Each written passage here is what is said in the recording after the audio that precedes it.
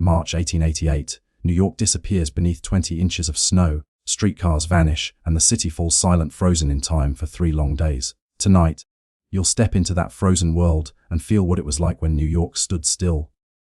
You're watching Evolution History Hub, where the past still breathes. Settle in, like the video if you enjoy it, and subscribe for more forgotten stories. Settle in. Pull the wool blanket tighter around your shoulders. You can feel the coarse weave against your palms, rough but warm, faintly smelling of smoke from the boarding house stove downstairs. The boards beneath your narrow bed creak as the wind presses against the window, the glass rattling like an old telegraph key. You draw a breath through your nose, and it tastes of cold dust, the kind that comes before a storm truly finds its strength. It's early.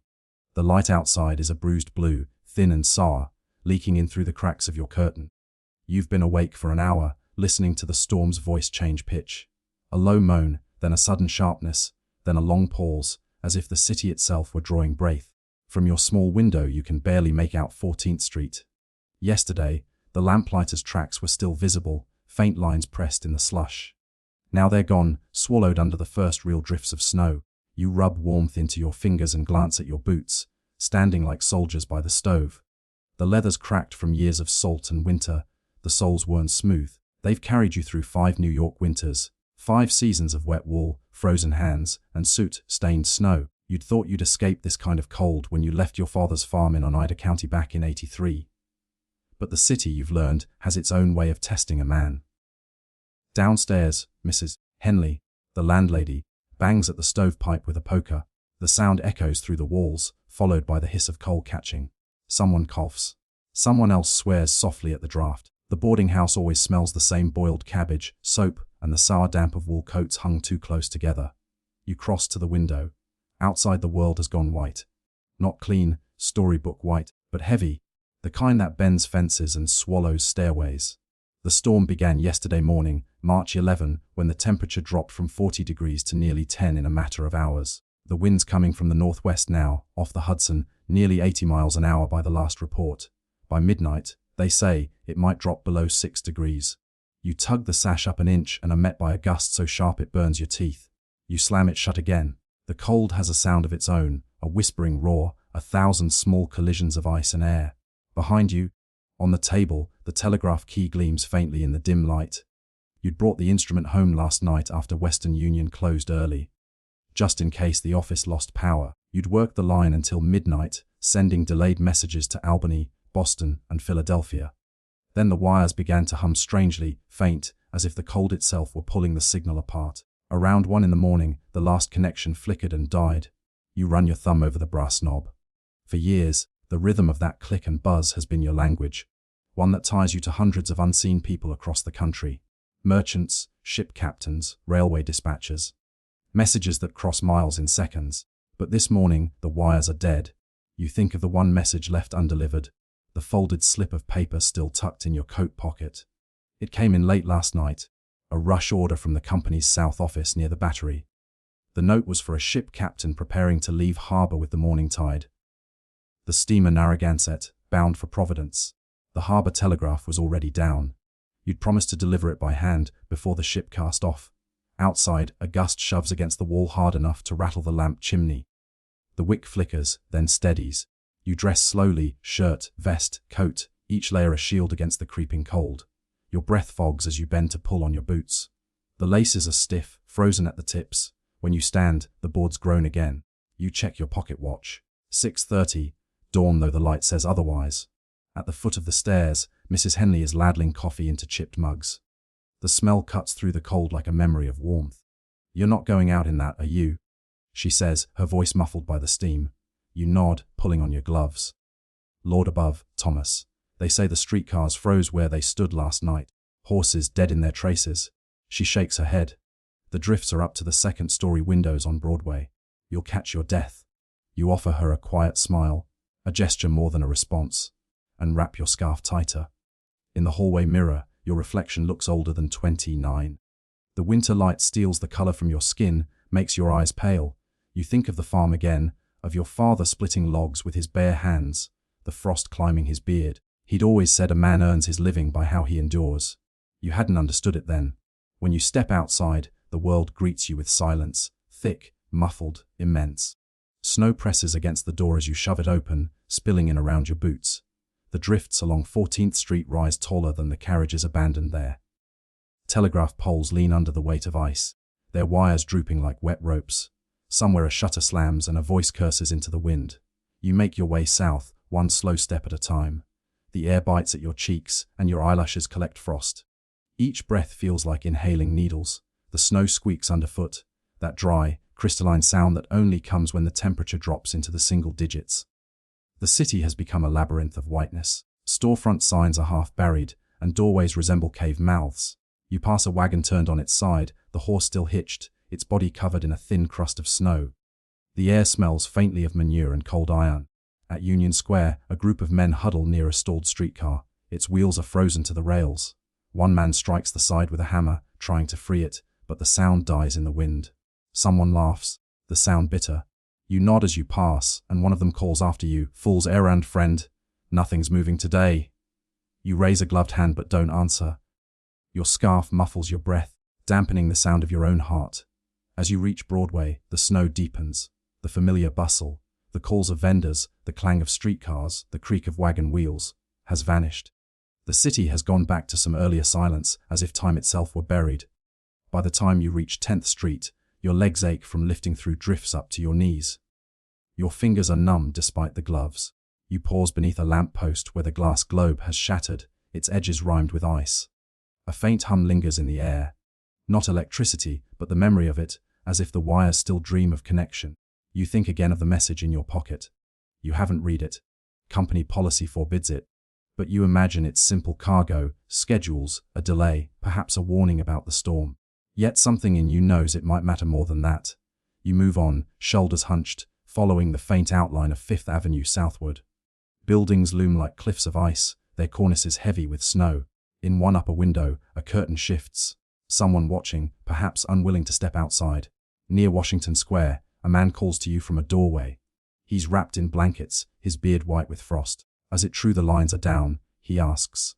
"All of them," you say. He shakes his head slowly. "Then we're deaf," you murmurs. You nod. The city has lost its voice. No telegrams, no dispatches, no wires humming across rooftops. The web that once connected everything, trade, news, families, has snapped. You realize, standing there, that silence can be as vast as any sea. You pass a bakery. The sign in the window reads "Bread, Hunter, Loaf." Inside, the shelves are nearly bare. A woman and a child press against the counter, pleading with the baker. He shakes his head. No more flour. No deliveries since yesterday. The coal yard across the street has its gate chained, a handwritten sign 10 per ton. Sold out. The wind lifts again, harder now, driving snow sideways like sand.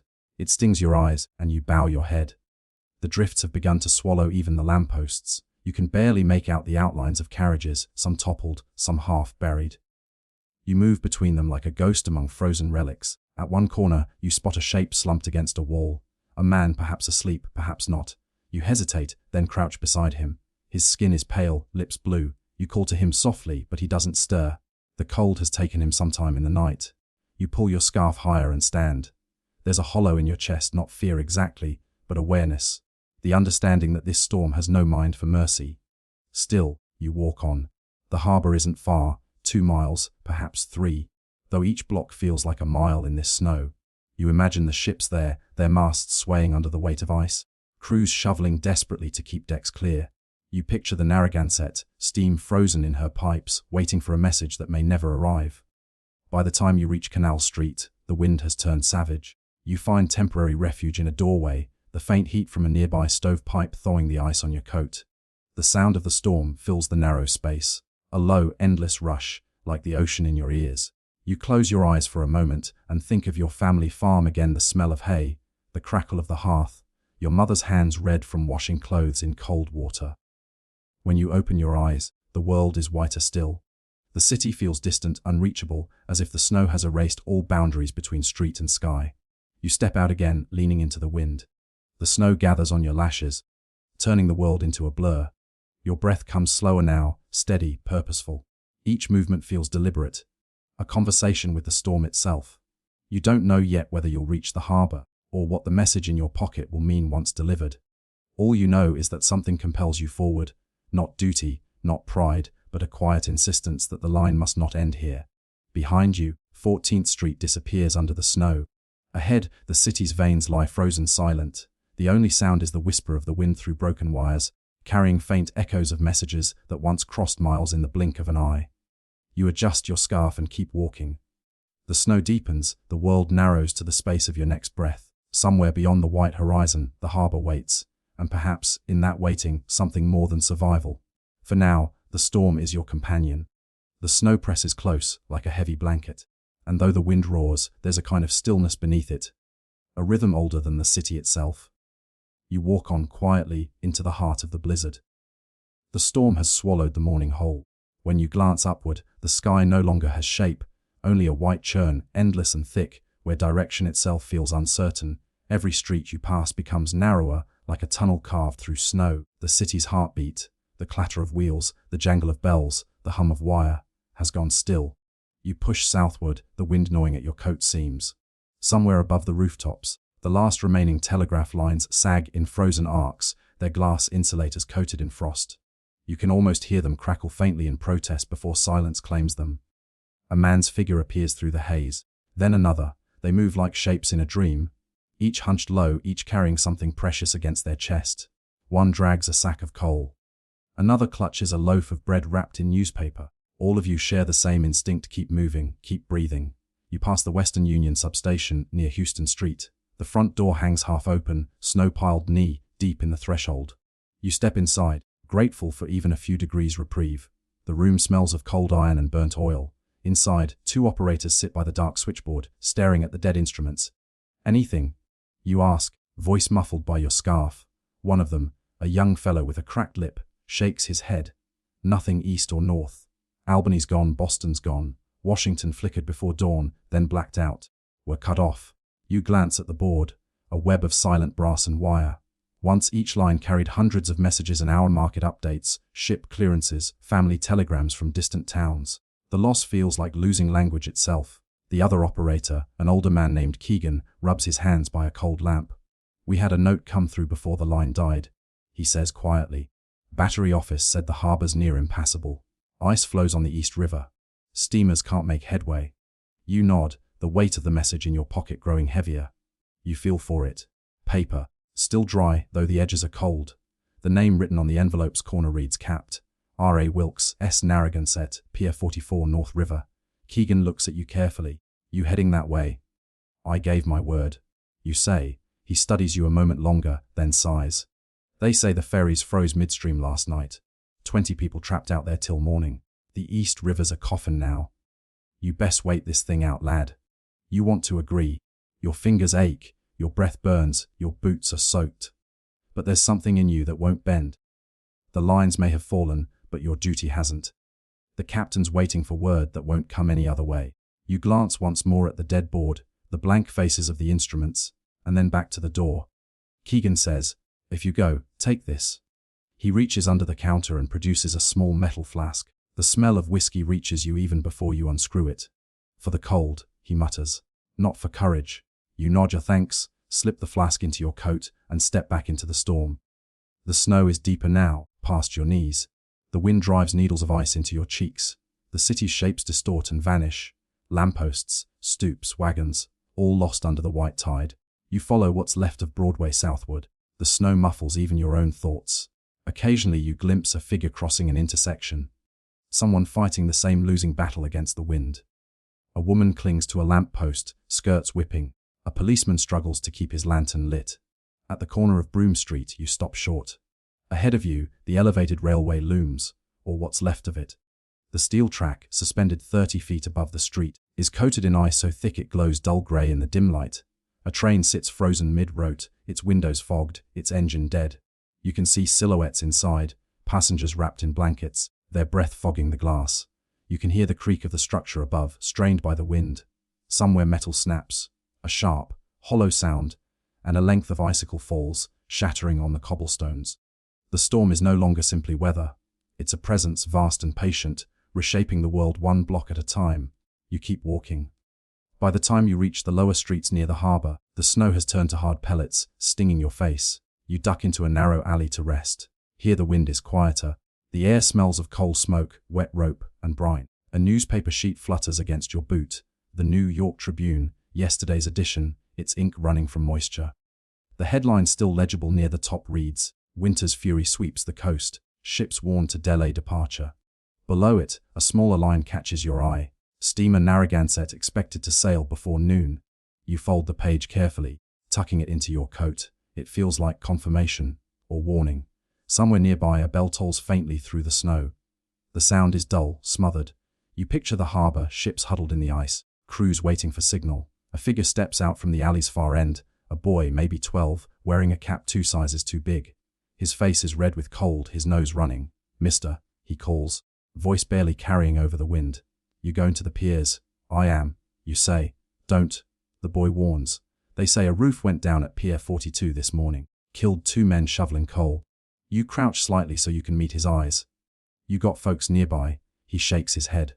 "Ran errands for the bakery on Delancey, but it's closed. Can't get no flour. I was looking for my brother, works the docks. Ain't seen him since last night." You look down the street. Just walls of snow and swirling grey. "Go back toward Broadway." You tell him. "Find shelter. There's a station house 2 blocks north. They've got fire." He hesitates, then nods.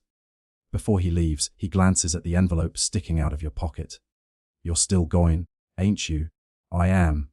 He studies you a moment longer, a look that's both pity and respect, then vanishes into the storm. You stand there a while longer, the wind pressing your coat flat against your body. The world feels stripped bare, every sound distant and slow. Yet the air itself hums with quiet urgency. You sense that something more than a message is at stake, something about the city's pulse, the need to keep even a single thread of connection alive. When you reach the riverfront, the storm has turned the docks into a maze of white ridges and frozen ropes. The masts of ships rise like black needles against the pale sky. Snow clings to the ropes, to the tarps, to the hats of men struggling to clear paths along the piers. A harbor worker waves an arm as you approach. "You're mad comin' down here," he shouts, voice shredded by the wind. "The tide's near frozen solid. I've got a message for the Narragansett." You answer. He stares, blinking snow from his lashes. "Pier 44, he says at last, pointing westward. "But you'll be waddin' through ice to get there. She's trapped tight against the wharf." You thank him and move on, clutching the telegram inside your coat. The pier creaks under your boots. Somewhere beneath, the East River groans, sheets of ice grinding together. A seagull circles once overhead before vanishing into the white blur. And then, through the snow, you see her, the Narragansett, her hull rimed with frost, her flag stiff in the wind. Men move along her deck like dark smudges against the snow. You can smell coal smoke, faint but steady. You call out, voice cracking in the cold. "Captain Wilkes." A figure leans over the railing. A man wrapped in a pea coat, beard stiff with frost. "Who's there?" "Western Union." You shout, "Message for you, sir." He hesitates, then waves you aboard. You cross the gangplank slowly, slick with ice, swaying slightly under your weight. The moment your boots hit the deck, the boards shudder beneath another gust. The captain takes the envelope with stiff fingers. His eyes are bloodshot from the cold. He breaks the seal, reads, then looks up at you. His voice is quiet but clear. "This says we're to delay departure indefinitely. Coastline's impassable, half the buoys frozen over." You nod. "The wires went dead just after it came through. I thought it best you see it yourself." He studies you a long moment, then folds the telegram carefully. "You walked here?" "Yes." He lets out a low whistle. "You've done the city a service, son. Could have lost half my crew if we'd cast off before the tide turned." You look out toward the river, a white expanse littered with shards of ice, moving sluggishly like broken glass. The harbor seems to exhale a slow, heavy breath. Behind you, the men on deck pause their work to listen. The wind drops for a heartbeat, and in the hush that follows, you hear only the faint creak of ropes and the distant crack of shifting ice. Something quiet settles inside you, not pride, not triumph, but relief that feels older than language. The captain claps your shoulder. "You'll want shelter. We've got a fire below." You shake your head gently. "Others'll need it more." He doesn't argue, only nods. "Then take this." He hands you a pair of thick wool mittens, crew issue lined with fleece, for the walk back. You slip them on. They're warm, still holding traces of someone else's heat. You look once more at the snow-covered city stretching behind you. The frozen veins of streets, the dim shapes of buildings disappearing into white. For a moment, it feels like standing on the edge of two worlds, the one you knew and the one being born out of ice and silence. The wind rises again, rattling the ship's rigging. The captain turns to shout orders, his voice fading into the storm. You pull your collar high and start back toward the city. Somewhere behind you, the ship's whistle sounds, long and low, not a departure call, but a warning to all within earshot. The storm has won the morning. And yet, as you step onto the wharf again, a thought lingers. Even silence can carry meaning when it's delivered by hand. You take one deep breath, tasting salt and snow and coal smoke. Then you walk back into the storm. The message delivered, the city still waiting to awaken from its white sleep. The wind has teeth now. Not the playful bite of a winter gust, but the long, gnawing fangs of something ancient. A presence that has lived over these rooftops since the city was a marsh. You hear it moan between the buildings like a voice half human, half sea, rolling off the East River and clawing through the iron ribs of the elevated train. You step from the telegraph office's doorway, scarf drawn up to your cheekbones, eyes squinting against the flurry. The street ahead is nearly gone, an erasure of shape and sound. The outlines of lampposts bend in the storm, their glass eyes dimmed by frost. Somewhere to your left, a horse whinnies once, then the sound is muffled as if buried under sand. Your boots sink deep, knee-deep in some places, and each pull feels like wading through another world. The telegram is tucked close to your chest, sealed in its brown envelope, warmed slightly by the beating of your heart. It's addressed to Captain J. Harrow, Pier 42, East River, a name you do not know. Only the urgency you were told before the wires went dead. Deliver by hand if you can. The cold is immediate and intelligent. It works its way into your coat seams, into the space between glove and sleeve, whispering that you have made a mistake stepping outside. Yet you move, because it is not only duty that drives you, it's something quieter, more stubborn. A need to remain useful in a city paralyzed by weather. The thought that, while carriages freeze and wires fall, one man might still walk a message from one soul to another. 14th Street is unrecognizable. The familiar vendors' stalls, gone beneath heaps of white. Telegraph poles lean drunkenly, black cables looping like serpents half buried in ice. The elevated line above you groans, each metal beam rimed in frost.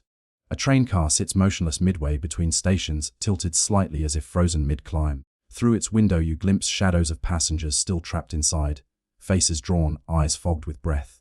You pause, staring upward, heart heavy with the sound of their muffled tapping. Faint raps against the glass, a plea to anyone below.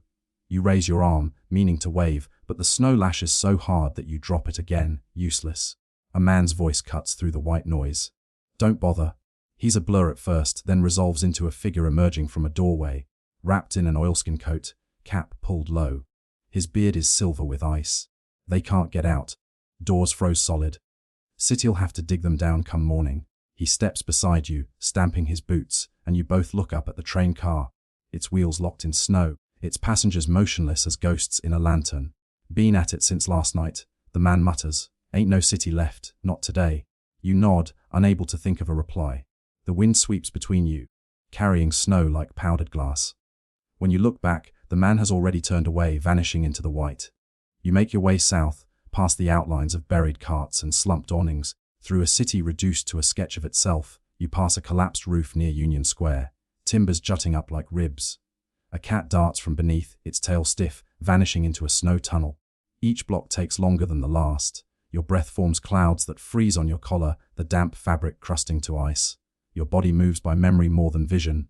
Turn here, cross there, navigating a city map that no longer matches the world before you. Somewhere behind the blur of white a bell tolls, once, twice, then again, a slow rhythm. Church or alarm, you cannot tell. By the time you reach Broadway, the storm feels endless. Drifts rise to second-story windows. A wagon lies overturned, its wheels invisible, only a hint of its frame poking through the snow like bones. You climb over it, slipping, your glove pressing into frozen leather. Beneath your hand, something gives. The side of the wagon, or perhaps the shape of something that once drew it. You do not look closer, you move on. On the corner of 9th, a group of men shovel frantically at a doorway. A bakery by the smell that still manages to leak through the storm, yeasty and warm. You watch as one man pries open the door, releasing a rush of heat. A woman inside calls out, her voice hoarse but kind, coal stove still burning. Come in if you're freezing, there's room. You hesitate. You could rest there, though your fingers wait the storm's worst, but then you feel the telegram against your chest, fragile as a heartbeat.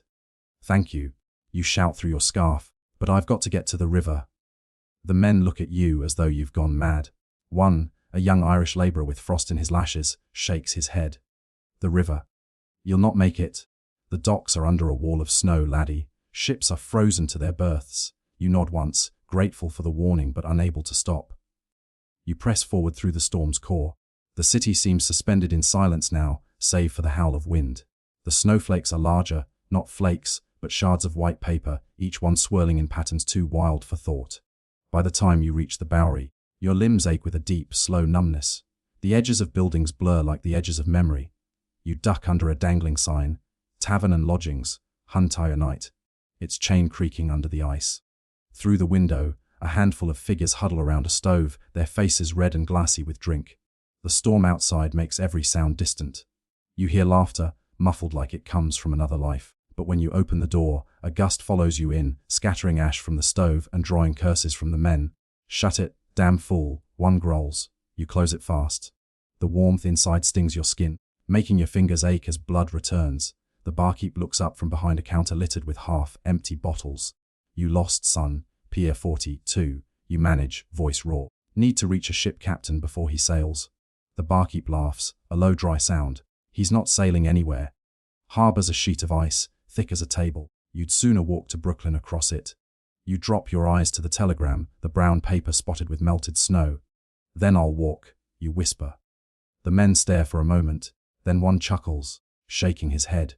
"Sweet yourself, hero." You leave before they can talk you out of it. By the time you reach the riverfront, night has started to seep through the storm.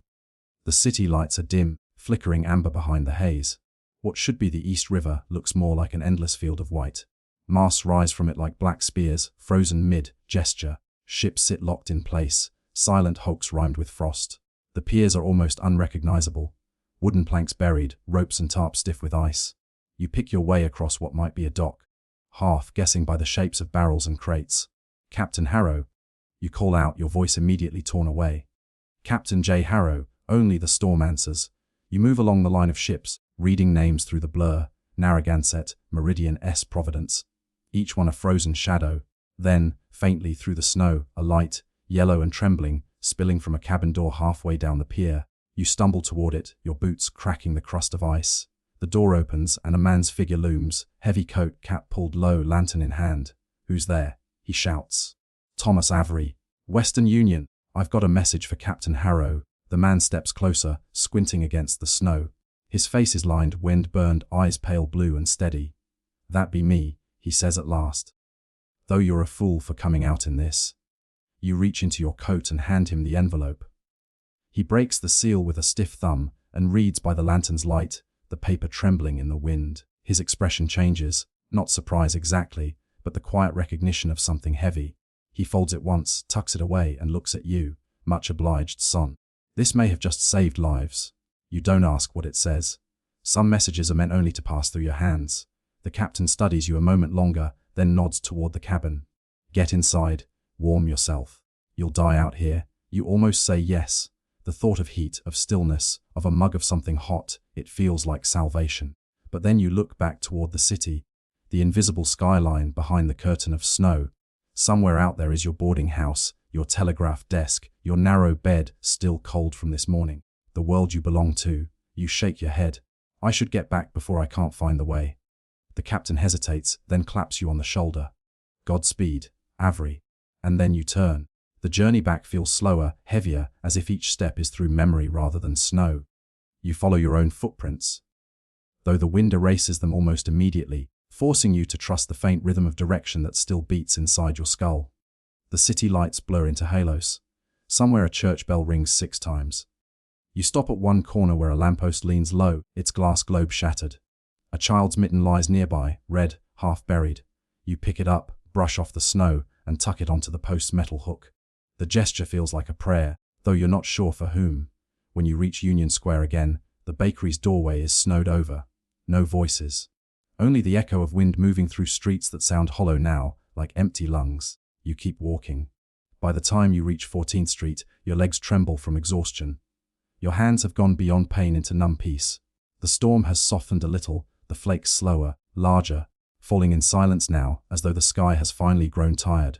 You stop once more, glancing upward. Somewhere beyond the storm, the stars still exist. Somewhere beyond this night, the telegraph wires will be buried underground, the city will rise again, and trains will run beneath the earth where the wind cannot touch them. But for now, there is only snow. Snow and the sound of your own breathing. You lift your face to it and close your eyes. The telegram is gone from your pocket, your task complete. What remains is the quiet satisfaction of motion, that even in the world's stillest hour, you chose to move. And somewhere, far off, the wind shifts direction, not gentler, not warmer, but changed as if acknowledging you. By the time you find your way back toward your boarding house, the city has fallen into something close to silence. Not the ordinary hush of night, but a deep, otherworldly stillness that feels as if the storm itself is listening. The streets are no longer streets. They're trenches now, hollow corridors carved between ridges of snow. The gas lamps along 14th flicker faintly, half buried, their light bending through frost into ghostly halos. Every sound is dulled. The world has turned into soft weight and pale light. You reach your block by instinct more than sight. The shape of the corner druggist's sign, the faint scent of kerosene and horsehide frozen in the air, guide you like landmarks in a dream. The door to the boarding house is snowed shut halfway up. You dig it open with your gloves, each movement slow and clumsy, until it finally gives with a crack like breaking ice. Inside, the air is colder than you remember. The stove in the hallway long since gone out, but it's still a kind of shelter. The hush of the outside world slips away behind the closing door. You pull off your gloves. Your fingers are waxy, white, numb and stiff. You hold them near the tiny flame of your match as you light the hallway lamp. It sputters once, then grows steady, its golden glow stretching down the corridor, illuminating the edges of wallpaper curling from damp. From somewhere upstairs a cough. Then another, a voice, Mrs. Beecham, the landlady, calls weakly through her door, as that you Mr. Avery. Yes, you answer. Your voice cracks. Thank heavens, she murmurs. I feared everyone had frozen where they stood. You tell her you made it back, that the message is delivered. She says something else. Something kind, something about tea. But you're already half turned toward your own door. The day has emptied you. Your room is as small as you left it. Bed narrow as a coffin, single chair by the window, desk stacked with papers. The window pane rattles under the storm's breath. Snow has crept in through the sill and formed a delicate ridge along the inside frame. You peel off your coat. It hits the floor with a sound like a sack of iron. Beneath it, your shirt clings damp and cold to your back. You sit on the edge of the bed, feeling the springs bite through the thin mattress. For a long moment, you simply breathe. The room smells faintly of coal dust and wet wool, the scent of survival. Outside, the wind wails again, louder than before, like the howl of some enormous sea creature trying to crawl through the streets. You hear it battering against the walls, roaring through the narrow alleyways. You imagine the city beyond these four walls. Buried carriages, men trapped in trains, women lighting candles in tenement windows. Somewhere, a baby crying. Somewhere, a horse still breathing under a drift. The great machinery of New York, frozen still. You lie back, boots still on, and close your eyes. Sleep doesn't come easily. When it does, it's thin and fractured. You dream of wires, black cords stretching across a white sky, vibrating in the wind. Each one hums with messages you can almost hear, whispers of the living, the dying, the desperate. Send help. Are you safe? The roof has collapsed. The wires tremble, then snap, one after another, until silence swallows everything. You wake with a start. The lamp has gone out. The room is dark, but a faint blue glow seeps through the frost on the window. The storm is still raging. You sit up, rubbing your eyes. The sound of the wind is so constant now it feels less like weather and more like ocean surf. You think of home, the farm you left behind in Chenango County. You remember your father splitting wood in the snow, your mother baking bread in the old stove. The winter of '78, when the barn roof caved under ice. The way you swore you'd leave those winters behind forever. And now here you are, in the heart of the greatest city in the world, trapped by the same sky. A noise draws your attention, faint but steady. A knock. You rise half, believing it's the wind playing tricks. But it comes again, 3 slow taps on the door. When you open it, Mrs. Beecham stands there in her shawl, holding a kettle in both hands. Her breath smokes in the chill hallway. Boiled snow, she says. Best we can manage till the pipes thaw. You thank her. She sets the kettle on your stove and leaves without further talk, her slippers whispering down the corridor. You pour a cup and sip it slowly. It tastes of metal and dust, but it warms you. Hours pass. The night deepens. You take the lantern and move to the window. Outside, The city looks like the inside of a snow globe that's been shaken too hard, motionless yet chaotic. The rooftops have merged into a single white expanse. No carriages move, no footsteps break the silence. You see the faint glow of other windows across the street. People awake, candles burning low. There's something communal about it, this shared insomnia. As if, for once, the city's millions have been forced into the same moment of stillness. You wonder how many others are watching, thinking the same thing. How many telegraph operators, bakers, dock workers, and children are pressed to their windows right now, staring at the same storm and feeling the same smallness. The wind howls again, but softer now, tired, like a predator that has eaten its fill. You whisper into the glass, "Tomorrow." The word fogs, then vanishes. The next time you wake, the light has changed. It's no longer the bruised blue of night, but a dull grey, filtered through layers of snow. The air has a different stillness, the kind that comes after fury. You rise stiffly. Your breath still clouds in the air, but the wind has eased. The silence is enormous. You push open the window a few inches, breaking the crust of ice around its frame. The air that rushes in is shockingly clean, cold but quiet, carrying only the faint crackle of settling snow. From here, you can see the city half buried. The telegraph poles are gone, swallowed completely. The elevated tracks look like the skeleton of some ancient beast, ribs protruding from white flesh. And yet, a single figure moves below. A man with a shovel, tiny against the drifts, carving a path one careful scoop at a time. You watch him work until your hands go numb from the cold air. Something about his slow persistence steadies you. You spend the morning melting snow over the stove, wrapping your hands in cloth, listening to the faint sounds of life returning. Somewhere a church bell rings. Somewhere a shout, laughter even. By noon, others in the boarding house begin to stir. Someone breaks open a window across the hall to shout to a neighbor. Someone else hammers at a frozen doorframe. The city, long paralyzed, begins its first small motions of awakening. You step outside for the first time since last night. The brightness stuns you, the snow reflecting the pale sunlight into every corner. It's blinding, beautiful, and cruel all at once. The air is still bitterly cold, but the storm has passed. The great drifts rise like dunes, sculpted by the wind. Between them, narrow tunnels of trampled snow mark where people have begun to dig through. A man offers you a hand up from a buried stoop. "Hell of a night, wasn't it?" he says, half laughing, half shaking his head. You nod. "A night the city won't forget. Or forgive," he says, smiling grimly. You make your way toward Broadway again, drawn by habit, by curiosity. The telegraph office is still standing, though the windows are rimmed with frost and the wires above hang dead. Inside, the air smells of damp wood and burnt oil. The instruments sit silent, the brass keys frozen in place. You brush snow from the desk, place your hands over the telegraph key, and press it once, gently out of habit. No sound, just silence. But in that silence, there's peace. Because for the first time in days, there's no panic, no endless flow of coded pleas. The city has stopped talking and survived the pause. By late afternoon, the light softens. Sunlight glints off the snow, turning the city into a field of diamonds. Children appear, laughing, throwing handfuls of it at one another. Somewhere a piano plays faintly through an open window.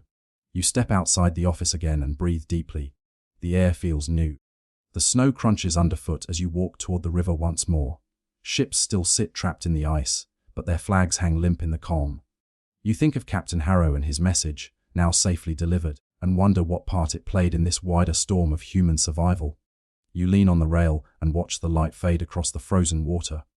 The city hums faintly behind you, not the mechanical hum of wires and engines, but the murmur of voices, the scrape of shovels, the first stirrings of motion after paralysis. The great blizzard of 1888 has ended, but something has shifted, in the city and in you. You think of the telegrams that will one day travel through buried wires, safe from storms.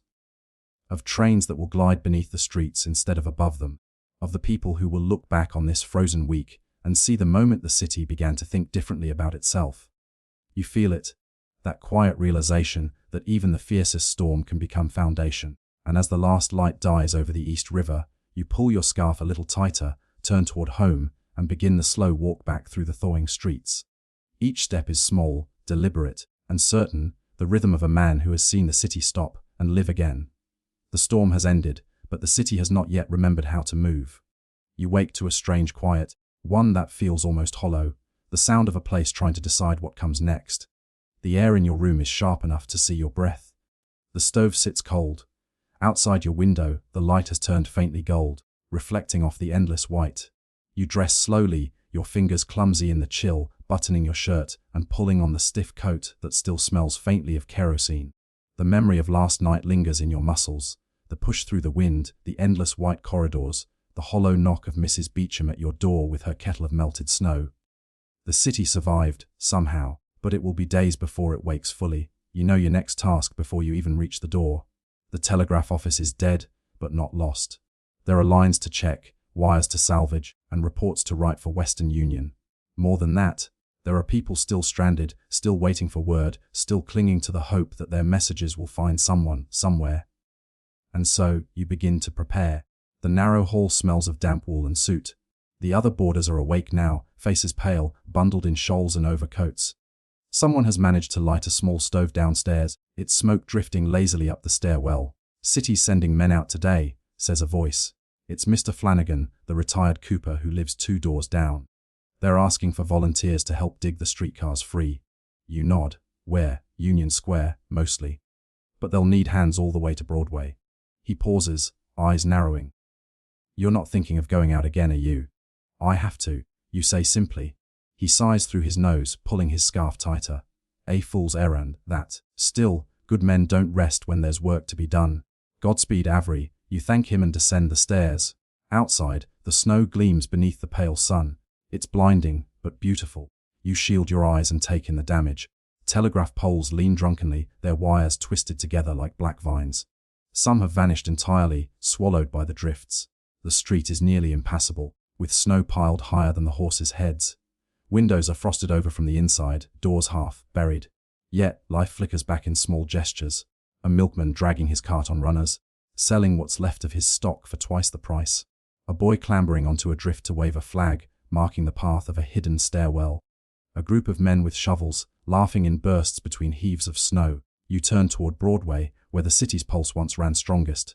Your boots sink with each step. The wind is calm now, but the air still burns your lungs. As you move, you make note of what's needed, the same way you would inventory your instruments before beginning a shift at the telegraph desk. Wool socks, dry ones. Coal if there's any left to buy. Bread, if the baker's doors are open. A flask of lamp oil, and wire, always wire. You'll need it to test the lines once the city begins reconnecting its scattered voice. At 8th Avenue, you find a merchant who's dug a narrow path to his shop. His sign reads McGowan's Tools and Hardware, though only the MT and part of the T are visible above the snow. He's standing in the doorway, bundled thick in coats, his beard rimmed with ice. "You're open," you ask. "As open as anyone can be today," he says with a grin. "Looking for a miracle or just supplies?" "Wire," you reply, "and lamp oil if you've got it." He nods, leading you into the dim interior. The floor creaks underfoot. The air smells of iron, dust, and faintly of kerosene. "Wires dear now," he warns. "City's buying up every spool to mend their lines. 30 cents a yard, maybe 40 by nightfall." You wince. Yesterday it was half that, but you count out the coins anyway, your fingers stiff as you lay down 3.60 for 12 yards. "Oil's another $1 a quart," he adds, wrapping the bottle in paper. "Cheaper than freezing to death, I suppose." You nod. "Cheaper, yes." He studies you for a moment. "You one of those Western Union men?" "I am." He smiles faintly, handing you the bundle. "You're the veins of this city, you know. Without your wires, we're all ghosts in the snow." You take the supplies, thank him, and step back into the light. By mid-morning, the city begins to stir more earnestly. Men in heavy coats haul shovels and ropes. Horses pull sledges piled with coal. Telegraph workers, a few of them familiar faces, move along the drifts with poles and hooks, testing what remains of the network. You spot one near Union Square, an older man with a beard as white as the snow itself, standing beside a toppled pole. He's muttering to himself as he untangles the frozen wire. You call out, "Need a hand." He looks up, squinting. "Avery, isn't it? From 14th Street. You recognize him. Charles Bennett, the senior operator who trained you 5 years ago when you were new to the city, your hands shaking from both nerves and cold. "I heard you stayed through the storm," you say, climbing down toward him. He grunts. "Stayed, froze, nearly lost my toes. But the lines won't mend themselves." He gestures toward the coiled mess of wire. "Help me thread this before it stiffens again." You kneel beside him. The metal is brittle, snapping easily in your gloved hands. You strip the ice away, coil by coil, working in silence for several minutes. Finally, he says, "Never thought I'd see the whole city go dark." You remember the last time the lines failed? The fire in 85. You answer automatically. He nods. 2 days of silence then. But this, he shakes his head. This'll take a week to mend. Maybe more. You both work until your fingers ache, the rhythm of the task strangely soothing. When the joint finally connects, he leans back, breathing hard. There. Won't carry much, but it'll sing again soon. You smile faintly. Just enough for a whisper. That's all a city needs sometimes, he replies. He rummages in his satchel and pulls out a small scrap of cloth. Part of an old telegraph map by the look of it. Here, he says, handing it to you. A route to the main exchange on Broadway. Take your supplies there. The chief's trying to keep the circuits alive with hand cranks and prayers. You fold the scrap carefully, tucking it inside your coat. You coming with me? Not yet, he says, flexing his stiff fingers. I'll stay here, clear the next post. I'll follow when the wind dies. You clasp his hand, feel the rough callus of a man who's spent decades translating silence into signal. Keep warm, Bennett. He grins. I'll try. Though at this rate I'll be frozen solid before I send my next message. By afternoon, you've scavenged what you can. A loaf of bread, 10 cents. Stale, but precious, a small pouch of coal 1.50, enough for a night's warmth, a spool of copper wire 3.60, a quart of lamp oil 1 unhooded, a pair of wool gloves from a street vendor, the 0.25. Every coin feels heavier in your pocket now, not from weight but from value. Prices have doubled overnight, and still the city trades. Warmth for money, food for mercy. You eat a heel of bread as you walk, the cold air making the crust crack like glass. Each bite tastes faintly of ash and sweetness. The route to Broadway is half clear now, carved by men with picks and shovels. Snow walls tower on either side, 15, maybe 20 feet high. It feels like walking through the ribs of some colossal creature. Your breath comes in clouds. The light begins to fade again, a soft blue overtaking the gold. The smell of smoke drifts through the air. Coal fires burning in chimneys, stoves and barrels. The city smells like iron and thaw. You reach the telegraph exchange as the lamps are being lit. Inside, the building is a skeleton of its former self. The desks are cold, the instruments still. Only one lamp burns, casting a flickering orange glow over the room. 2 men are there, both huddled near the central board. The younger one, thin and pale, cranks a small generator by hand. The older man, the chief, Mr. Dunn, is writing by candlelight. His spectacles glint as he looks up. Avery, he says, surprised. Didn't think you'd make it through. Had to. You say simply, setting your bundle on the table. I brought wire and oil. He lets out a short, disbelieving laugh.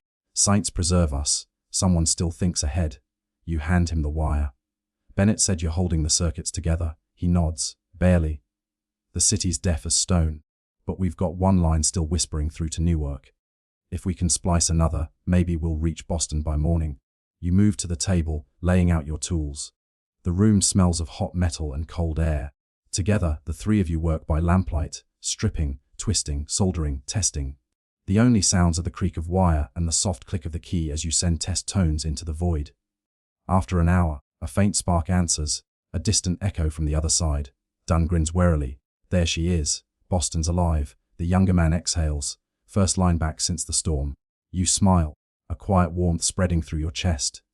The storm broke the city, but it didn't bury its voice entirely. When the work is done, Dunn pours 3 cups of weak coffee from a battered tin. The warmth seeps into your hands as you drink. He looks at you over the rim. You did good, Avery. You didn't have to come back, but you did. You shrug.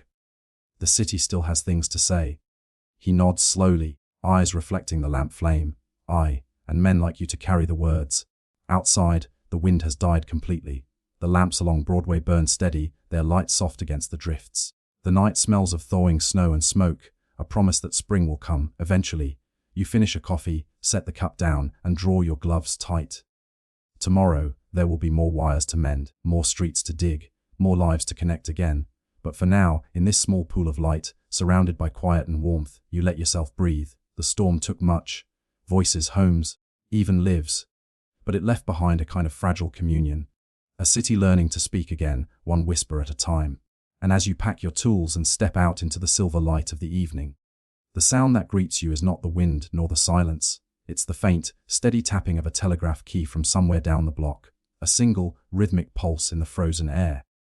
The city, finding its heartbeat again. By the time the 6th morning arrives, the city has begun to remember itself. The snow has softened to slush in the gutters, turning the streets into slow, moving rivers of grey water. The air still bites, but the wind has lost its edge, replaced by the heavy sigh of melting. Ice drips steadily from the eaves of every building, like a clock keeping time for those who survived. You stand at your window, watching the city thaw.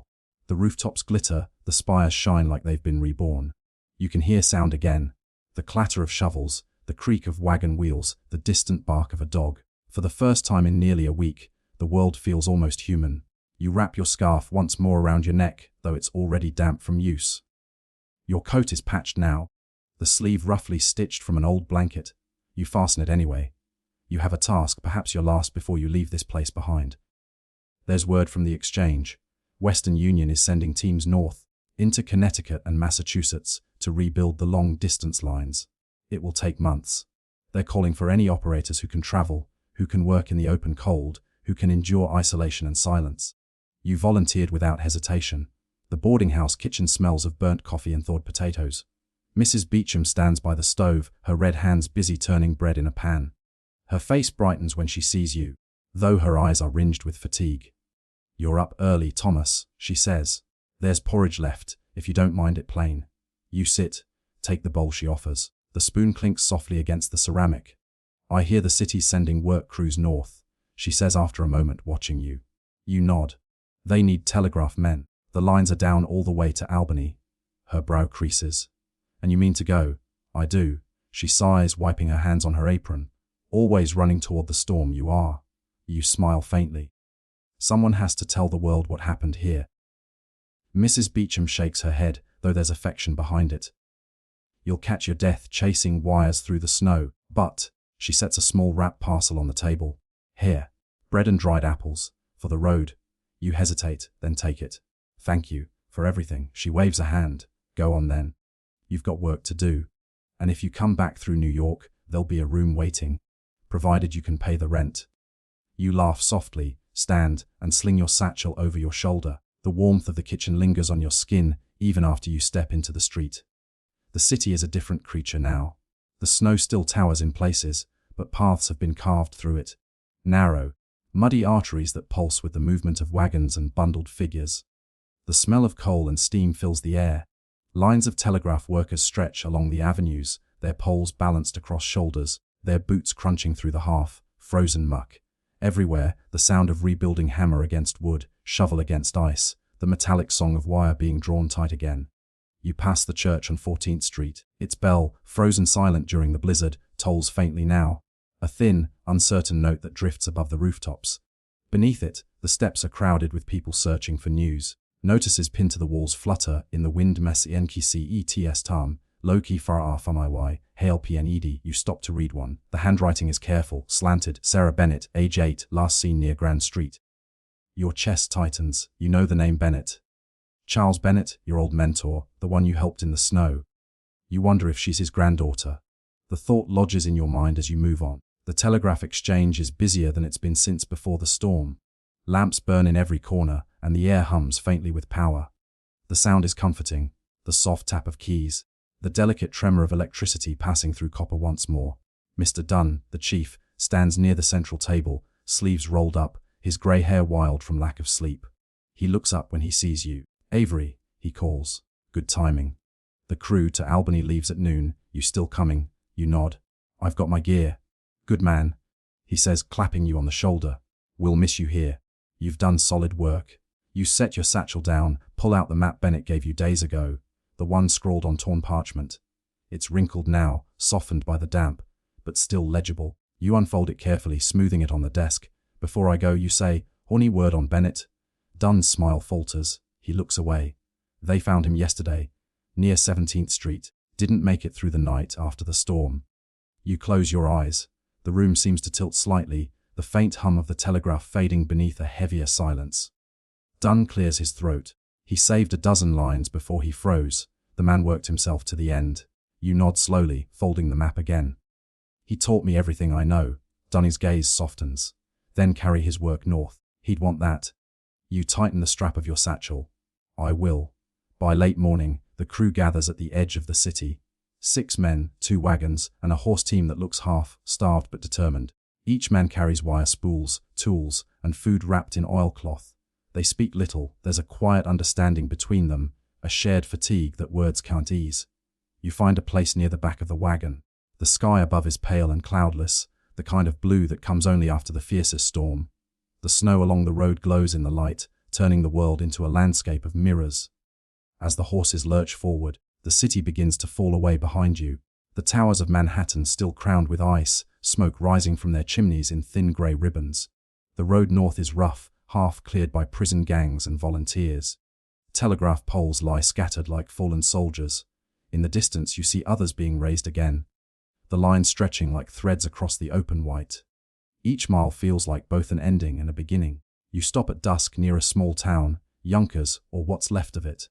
The river nearby is frozen thick, the surface cracked like glass. The townsfolk move among the drifts with shovels and lanterns, their breath forming small clouds of light. One of your crew, a quiet man named Harlan, builds a small fire beneath a broken fence. You join him, unwrapping Mrs. Beecham's bread and apples. The fire crackles, sending sparks into the dim. Harlan glances at you, you from the city. Yes, 14th Street, rough place these days. It was worse last week. He grunts, heard stories. People froze in their beds. You nod, and some didn't even have beds. He pokes the fire with a stick. Still, you came out here. You smile faintly. There's work to do. Lines to raise. That's all the reason I need. He studies you for a moment, then nods. You remind me of my brother. Never stayed still, always chasing something invisible. Maybe that's what keeps us alive, you say quietly. The night deepens, the stars emerge, sharp and cold. The snow reflects their light until the whole world seems to glow. You sit there, your hands stretched toward the fire, the warmth touching only the surface of your skin. Inside, something else burns, not heat, but a sense of purpose. You realize then that this work, this endless stitching of silence into sound, is the only home you've ever truly had. The next morning, you wake before dawn. Frost has formed along your coat, sparkling in the first light. You rise, stretch, and glance toward the river. A thin mist drifts over the ice. Somewhere in that pale distance, the world is already stirring. Trains stalled mid-route, towns cut off from one another. Families waiting for news that will come by wire. You think of Bennett again. Of the child's name on the church wall, Sarah Bennett, age 8. You wonder if she's still waiting for her grandfather, unaware that he's gone. And then you realize you can carry his message forward. When the lines are raised again, when the circuits sing, you'll tap a single message across the network, to every station between New York and Boston. Just 4 words enough to travel far and fast. Bennett's line lives on. You imagine it spreading like a spark, through wire and frost, across towns and valleys, a quiet testament to the man who refused to stop working even as the storm claimed him. By midday the crew moves again, the road curving along the Hudson. The ice glints like silver beside you. You can hear faint birdsong for the first time in weeks, hesitant, fragile but alive. You look back one last time. The city is distant now, a grey shadow against the horizon. The great blizzard has passed, but it has carved something permanent into your memory. A reminder that even in the deepest cold, connection endures. You turn forward, following the road north, your breath steady in the chill air. The wire coils at your feet gleam faintly in the sun. There will be miles of silence yet to cross. But you are no longer afraid of silence. You have learned its language, the pauses between signals, the waiting between storms. And somewhere, far behind you, the telegraph keys of New York tap softly into life again. Their rhythm slow, sure, and human, like a heartbeat rediscovered. You wake to the sound of hooves breaking crusted snow. The wagon jolts forward beneath you, wood creaking in rhythm with the horse's breath. Morning fog clings to the frozen road, blurring the world into shades of grey and white. Somewhere behind, New York is still thawing, its roofs dripping, its streets coughing steam. But you are already beyond its pulse. The city's noise fades faster than you expected. Out here, the quiet has weight. The only sounds are the iron scrape of wheels, the low murmur of men hunched in blankets, and the brittle hiss of wind combing across the Hudson. You sit with your gloves pressed to your knees, watching the frozen river through gaps in the trees. The horses snort, hoarfrost glimmering on their manes. One of them stumbles, finds footing again. Harlan clicks his tongue softly, reins in hand. He rides beside the wagon, his scarf drawn up to his eyes. You ever been north this far in winter? He asks without looking at you. Once, you say. Years ago, my family had a farm near Utica. He nods. You'll remember the cold then. You smile faintly. I thought I'd escaped it. The road dips and climbs again. Icicles hang like teeth from the telegraph poles still standing, their wires slack and singing faintly in the wind. Every so often, you pass one that's fallen, its top snapped clean by the storm. Each broken line feels like a wound, the arteries of a city still bleeding silence. By midday the sun breaks through, pale but insistent. The light turns the snow into liquid glass. You can see small black figures in the distance. Workers raising poles, hammering braces, stringing copper wire through the cold. The sound reaches you in thin, metallic echoes. Your wagon stops near a clearing. Dunn's foreman, a thick-shouldered man named Keating, hops down and stamps his boots. "We'll camp here," he calls. "Set the new line by nightfall." You climb down, stretch the stiffness from your legs. The air smells faintly of pine sap and coal smoke from some unseen village. You draw a long breath, letting it bite the inside of your chest. Harlan joins you at the rear, unloading the spools. Each one weighs near 60 pounds, coiled like a serpent waiting to wake. You lift one together, your breath steaming between you. The copper feels cold enough to sting through the gloves. "Bennett ever teach you field work?" Harlan asks. You nod. "He said every wire is a vein. Keep it alive, and the world keeps breathing." A Harlan grins beneath his scarf. "Good way to put it." You both set to work. By late afternoon the rhythm has taken hold. Dig, brace, lift, string, tighten. The pole holes are shallow, the ground half frozen. Your shoulders ache, fingers numb despite the gloves. Each pull on the line hums faintly in your bones. Keating moves among you, calling measurements. 10 feet between braces. "Keep it even. We're not savages out here." His tone is rough but not unkind. You finish a section near dusk. When the wire finally stretches true, catching the last of the sunlight, a faint thrill stirs in your chest. The copper gleams like fire against the white horizon. For the first time since the blizzard began, you can almost believe the city will find its voice again. Keating nods approval. "That's a good run," he says. "Strong hands, Avery." "You said you were a city man." "Telegraph operator." "Not anymore." He grins. "Now you're a lineman." The title sits strangely on your tongue, but you don't correct him. The wind has died, and in the silence you can hear the line singing. A low, steady hum, like the first breath of something waking after a long sleep. That night you eat beside the fire. The men sit close, bowls cupped in their hands, steam rising between them. Someone passes around a tin of salted pork, another shares a flask of whiskey. You take a small sip, feel the warmth spread slow and quiet. Harlan speaks first. "When I was a boy, my father worked the Erie Canal," he says. "Said the cold could stop a man's heart faster than fear. But he went anyway, every year." Keating chuckles. "A fear keeps you careful, pride kills you." The others nod. You stay quiet, listening to the fire crackle, the faint pop of sap in the wood. In the distance, the faint rhythmic click of another crew's telegraph line carries through the air. A soft stutter of code, half a mile away. The sound feels like a heartbeat. You find yourself tapping an unconscious reply against your knee, old habits refusing to fade. Harlan notices. "Can't let go of the key, can you?" You shake your head, smiling. "It's how I think." "Then keep thinking," he says. "We'll need it when we reach Albany." The fire burns low. Around you, the men settle under blankets. You lie back against the wagon wheel, watching the sparks fade into the sky. Above, the stars are sharp as frost, the Milky Way a pale river frozen mid-flow. You think of the city again, of Mrs. Beecham's kitchen, Bennett's frozen hands, the quiet streets still buried in snow. It feels far away, like another life entirely. And yet the thought is comforting. You are moving forward, that's enough. Morning comes with brittle light. The world has hardened overnight, snow refrozen, trees rimed with ice. You pack your blanket, cinch your coat tight, and help load the wagon. The road north winds through small towns, most half buried or silent. At each stop, locals emerge from doorways to trade news or offer bread. They speak in hushed tones of roofs collapsed, livestock lost, families buried in drifts. At one inn, you see a child sweeping the porch, thin arms, red scarf wrapped twice around her neck. Her hair catches the light in a way that stops you. For a heartbeat, you see Sarah Bennett in her face. You pause at the steps. "How far to the next town?" you ask. 5 miles, maybe 6, she says, her voice high and sure. "Road's clear enough now, you fixing the wires?" You nod. "My father says you men keep the world talking," she says. "Says it's a good thing." You smile though your throat tightens. "Your father's right." She grins, gaps showing where her teeth are missing. "Then you better hurry. There's a long way to go." A Harlan calls from the wagon. You lift a hand in farewell and climb aboard.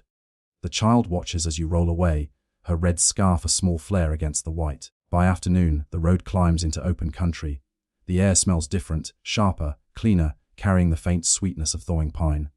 Snow still glitters across the hills, But there are patches of earth showing now, brown and wet. The men grow quieter. Fatigue seeps in. You feel it too, the ache deep in your spine, the sting of cracked skin on your knuckles, but the rhythm keeps you moving, pole to pole, step to step. By evening, you reach a ridge where the line disappears into the trees. Keating calls a halt. We'll camp here. Good ground. Near the creek. You unroll your blanket beneath a stand of birch. The creek below murmurs beneath its crust of ice. You crouch beside it, cup a handful of water. It tastes clean, metallic, alive. The others build a fire again. The orange glow flickers against their faces, wary but content. Someone hums a tune, something slow, old, without words. It drifts through the camp like breath. You find yourself staring at the horizon where the last light fades. Somewhere beyond those hills lies Albany, and beyond that, the rest of the world waiting to reconnect. You think of Bennett's message, the one you promised yourself to send. Bennett's line lives on. You whisper it under your breath, a vow carried off by the wind. When the first snowflakes begin to fall again, soft, hesitant, like feathers losing their way, you don't feel dread this time. You just pull the blanket tighter and listen. The fire pops once. The line overhead hums faintly in the dark, copper singing to copper across miles of still air. You close your eyes and imagine the city on the other end, lamps flickering back to life, keys clicking once more in rhythm, messages threading through the night. You are part of that current now, one small pulse in a vast, invisible circuit that binds strangers together. And as sleep takes you, you think of wire and wind and the faint smell of wood smoke that lingers even here. Miles from home, the journey has begun. By the time you leave the Hudson Valley behind, the land begins to rise. The hills grow steeper, the snow deeper, and the horizon feels farther away than before. The road thins into a ribbon of packed frost bordered by half-frozen streams. Every step forward creaks. Every exhale curls in front of your face, turning white, then fading into nothing. The men speak less now. Words freeze in the air before they finish forming. Harlan walks ahead of the wagon, scarf pulled tight across his nose. You watch his shoulders, his slow, steady pace. There's comfort in that rhythm, a reminder that motion still matters, even when the world feels motionless. The smell of wood smoke follows you. Sometimes it's from a farmhouse chimney, sometimes from the smouldering ruins of one. The storm had not spared these rural places, roofs torn away, barns collapsed, fences buried until spring. Once, you pass a horse frozen mid-stride, half buried in a drift near the road's bend. Its mane is stiff with ice, its eyes clouded grey. Harlan lowers his gaze as he walks by. No one speaks. The temperature drops again that afternoon, AGF, maybe lower, the kind of cold that seeps through the seams of your gloves and lives in your joints. Each breath burns. Your ears ache even beneath your hat. Still you work. Keating calls distances in short bursts, voice rasping against the wind, 40 feet, brace it clean. The men answer with nods. Words take too much effort. You raise a new pole with Harlan, boots slipping on the crusted snow. The wood bites into your palms even through the gloves. When it stands upright, you both lean against it, panting, the sweat on your skin freezing almost instantly. The light changes. It's not sunset yet, but something in the sky darkens. A grey veil creeping from the west. A storm front, smaller than the blizzard but dense enough to swallow the sun. Keating squints toward it. Best make camp before that reaches us. You follow his gaze. The horizon is already fading. A fine snow begins to fall, silent as breath. You find a sheltered hollow beneath a cluster of pines. The trees bend under the weight of ice, creaking in the wind. The ground there is uneven, but it's protection enough. The men clear space for a fire, striking flint until sparks catch on the driest kindling they can find. Smoke rises, thin and blue. The snow thickens as you eat. It clings to your lashes, melts against the edge of your tin bowl. The fire crackles softly, but the heat doesn't reach far. Keating chews in silence, then nods toward you. You worked in the city all these years, he says. What's it like? The storm from inside those walls. You take a breath, loud mostly. The wind got into every crack, but when the wires went silent it was worse. The city felt deaf. He nods slowly. Out here silence is normal. In the city, it must sound like loss. You don't answer. You're thinking of that moment when the line first died, the key still under your fingers, the silence so total it felt alive. Across the fire, Harlan rubs his hands together. We'll have the lines singing again soon, he mutters. Can't keep quiet forever. You look up through the snow. The wires overhead glisten faintly, stretching north into the dark. Somewhere beyond that darkness, the rest of the country waits. Night comes early, swallowing the hills in shadow. The snowstorm settles into a steady hiss, brushing over the camp like breath over a sleeping face. You lie in your blanket, the fire reduced to a red core. The cold presses against your back like a solid thing. Every few minutes, you roll to keep the numbness from settling too deep. Harlan stirs beside you. You awake. Yes. You ever think about leaving the city for good? Find a place that doesn't depend on wires and clocks. You smile into the dark. I tried that once. Didn't last. He chuckles, though it's faint. We all chase what we think will save us. You've just made peace with chasing messages. I think I just like the sound. You whisper. The rhythm of it. Outside, the line hums faintly in the wind. Not electricity, but vibration. The copper sings to itself, low and constant. You close your eyes to the sound. It could almost be a lullaby. The next morning, the snow has stopped. The air is clear, sharp as glass. Every branch carries a crust of ice that catches the sunlight and throws it back in fragments. The beauty of it is almost painful. A world frozen mid-spark. You pack your gear slowly, hands stiff from the cold. The men move quietly, too, as though afraid to disturb the delicate stillness. Even the horses tread carefully, their breath rising in plumes. The day's work begins with a climb. The road rises toward a ridge where the drifts are high as a man's shoulder. You push through them, one heavy step at a time. The sweat on your neck chills instantly, a small sting of frost. At the top, you stop to rest. The view stretches for miles, valleys filled with white, rivers carved dark through the ice, distant smoke curling from a farmhouse roof. The world looks peaceful, but you know better. Beneath that calm lies hunger, loss, and the slow grind of survival. Harlan joins you, resting his hands on his knees. Almost looks untouched, he says. You nod. Almost. He squints at the valley below. Hard to tell who's rebuilding and who's just frozen in place. You say nothing. There's no need to answer. By midday, clouds gather again. The temperature begins to rise, barely, but enough to soften the snow underfoot. Soon it's slush, clinging to your boots, making every step heavy. The wagon wheels sink deep, wood creaking under the strain. The horses slow. Keating curses softly, then motions for the men to spread out, pushing from the sides. You throw your shoulder against the rear wheel, the effort pulling heat from your muscles. Your gloves soak through, fingers burning. The smell of wet leather and sweat fills your nose. Finally, the wheel breaks free. You stumble back, breathing hard. Harlan claps your shoulder once, wordless gratitude. It's small victories like this that keep the group moving. A cleared road, a raised pole, a signal humming faintly where before there was none. But doubt creeps in too, quiet as frost. You feel it when the wind shifts, colder again. When the snow clouds hover low and grey, threatening another turn. You wonder how long the supplies will last. 2 more days of flour, perhaps one of coal. Keating keeps count, but his brow grows tighter with each check. Even the men's laughter comes slower now. By evening, the road narrows between 2 ridges. Trees lean close, their branches heavy with ice. The light fades fast here, swallowed by the valley. You hear the faint trickle of water somewhere beneath the snow, a thawing creek, half alive again. Champ here, Keating says, voice hoarse. Tomorrow, we push to the next town. Should be 10 miles, maybe less. 10 miles. It sounds close, but after the week you've had, distance feels like a trick of the mind. As you help unpack, you glance at the others. Frost clings to their beards, their eyes rimmed red. Harlan's left glove is torn, exposing the cracked skin beneath. You hand him a strip of cloth from your satchel without a word. He nods, wrapping it tight. The fire that night burns small. The wood is damp, the air too heavy. You sit close anyway, hands out, feeling for whatever warmth it can give. No one speaks much. The only sound is the soft hiss of melting snow dripping from the pines.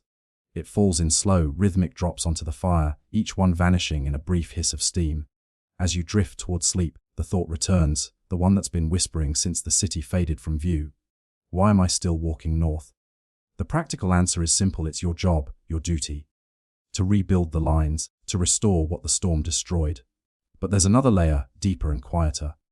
You're not walking towards something. You're walking away. Away from the cold rooms, the empty desk, the memory of Bennett lying still in the snow. Away from the helpless silence of that moment. You roll onto your back, staring up through the trees. Between the branches, the stars shimmer, faint and far. Each one looks like a spark from some great invisible wire strung across the heavens. And for the first time in days, a strange calm fills you. Maybe this journey isn't about arrival at all. Maybe it's about learning to move through silence without fear. The wind sighs through the trees. The fire sinks to embers. You pull the blanket to your chin, feeling its coarse weave against your cheek. The last thing you hear before sleep takes you is the soft hum of wire in the dark, stretched tight between poles, singing to no one, but singing still.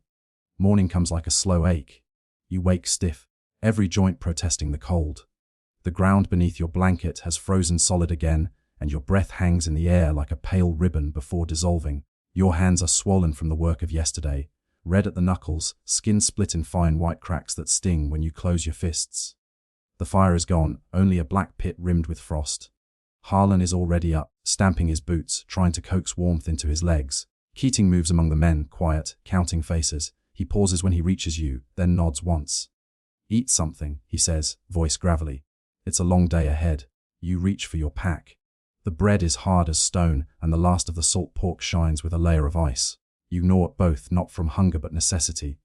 The taste is dull, the chew mechanical. Harlan sits beside you, pulling at his glove. His fingers are pale, trembling. "Can't feel the ends," he mutters. You rub your own hands briskly, then take his between yours, working warmth back into them. "Don't stop moving," you say. If you stop, the cold wins. You smiles weakly. You sound like Keating. Maybe he's right. Keating's voice cuts across the camp. "Move out." The day's march begins slow, the snow half melted, then frozen again overnight. An uneven crust that cracks with every step. The wagon wheels grind through the ice, squealing as they turn.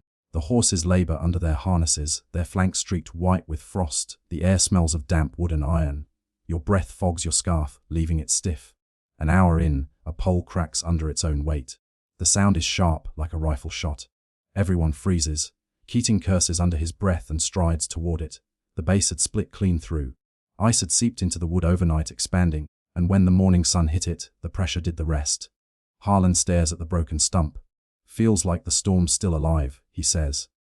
"Still chewing through what's left." Keating spits into the snow. "Then we'll keep feeding it work until it's done eating." You spend the next hours replacing the fallen pole. It's brutal labor. Digging through frozen earth with numb fingers, bracing the new post upright, tightening bolts until your shoulders burn. By midday, your arms tremble with exhaustion. The silence between you all grows thicker. Conversation takes effort you no longer have. The only sound is the crunch of boots and the dull thud of hammer against wood. In the early afternoon, snow begins to fall again. Fine and dry this time, glittering in the pale light. It drifts into your collar, your cuffs, the crease between glove and sleeve. It's light, harmless almost, but relentless. Keating calls for a short halt. The men collapse against their gear, panting. One, a younger laborer named Dawes, slumps too long. When Keating notices, he strides over and shakes him. "On your feet." Dawes doesn't move. His head lolls, eyes half shut. You kneel beside him, touch his hand. It's cold, almost waxen. "He's freezing," you say. Keating swears, tearing open the man's coat. "Get him close to the fire." Now. There is no fire, not yet. You and Harlan drag Dawes toward the wagon, shield him from the wind as the others strike flint. The flame catches, tiny and desperate. You lean him toward it, rubbing his arms, his chest, whispering nonsense words just to keep your voice in his ears. It takes 10 minutes for the color to return to his cheeks. His eyes flutter open, glassy. "Jest, tired," he mumbles. Harlan shakes his head. "Sleep out here and you don't wake up." Dawes nods weakly, shame flickering in his face. He drinks a cup of melted snow and says nothing more. When you resume the march, the men walk closer together. No one wants distance now. The cold doesn't take the strongest. It takes whoever drifts too far from the others.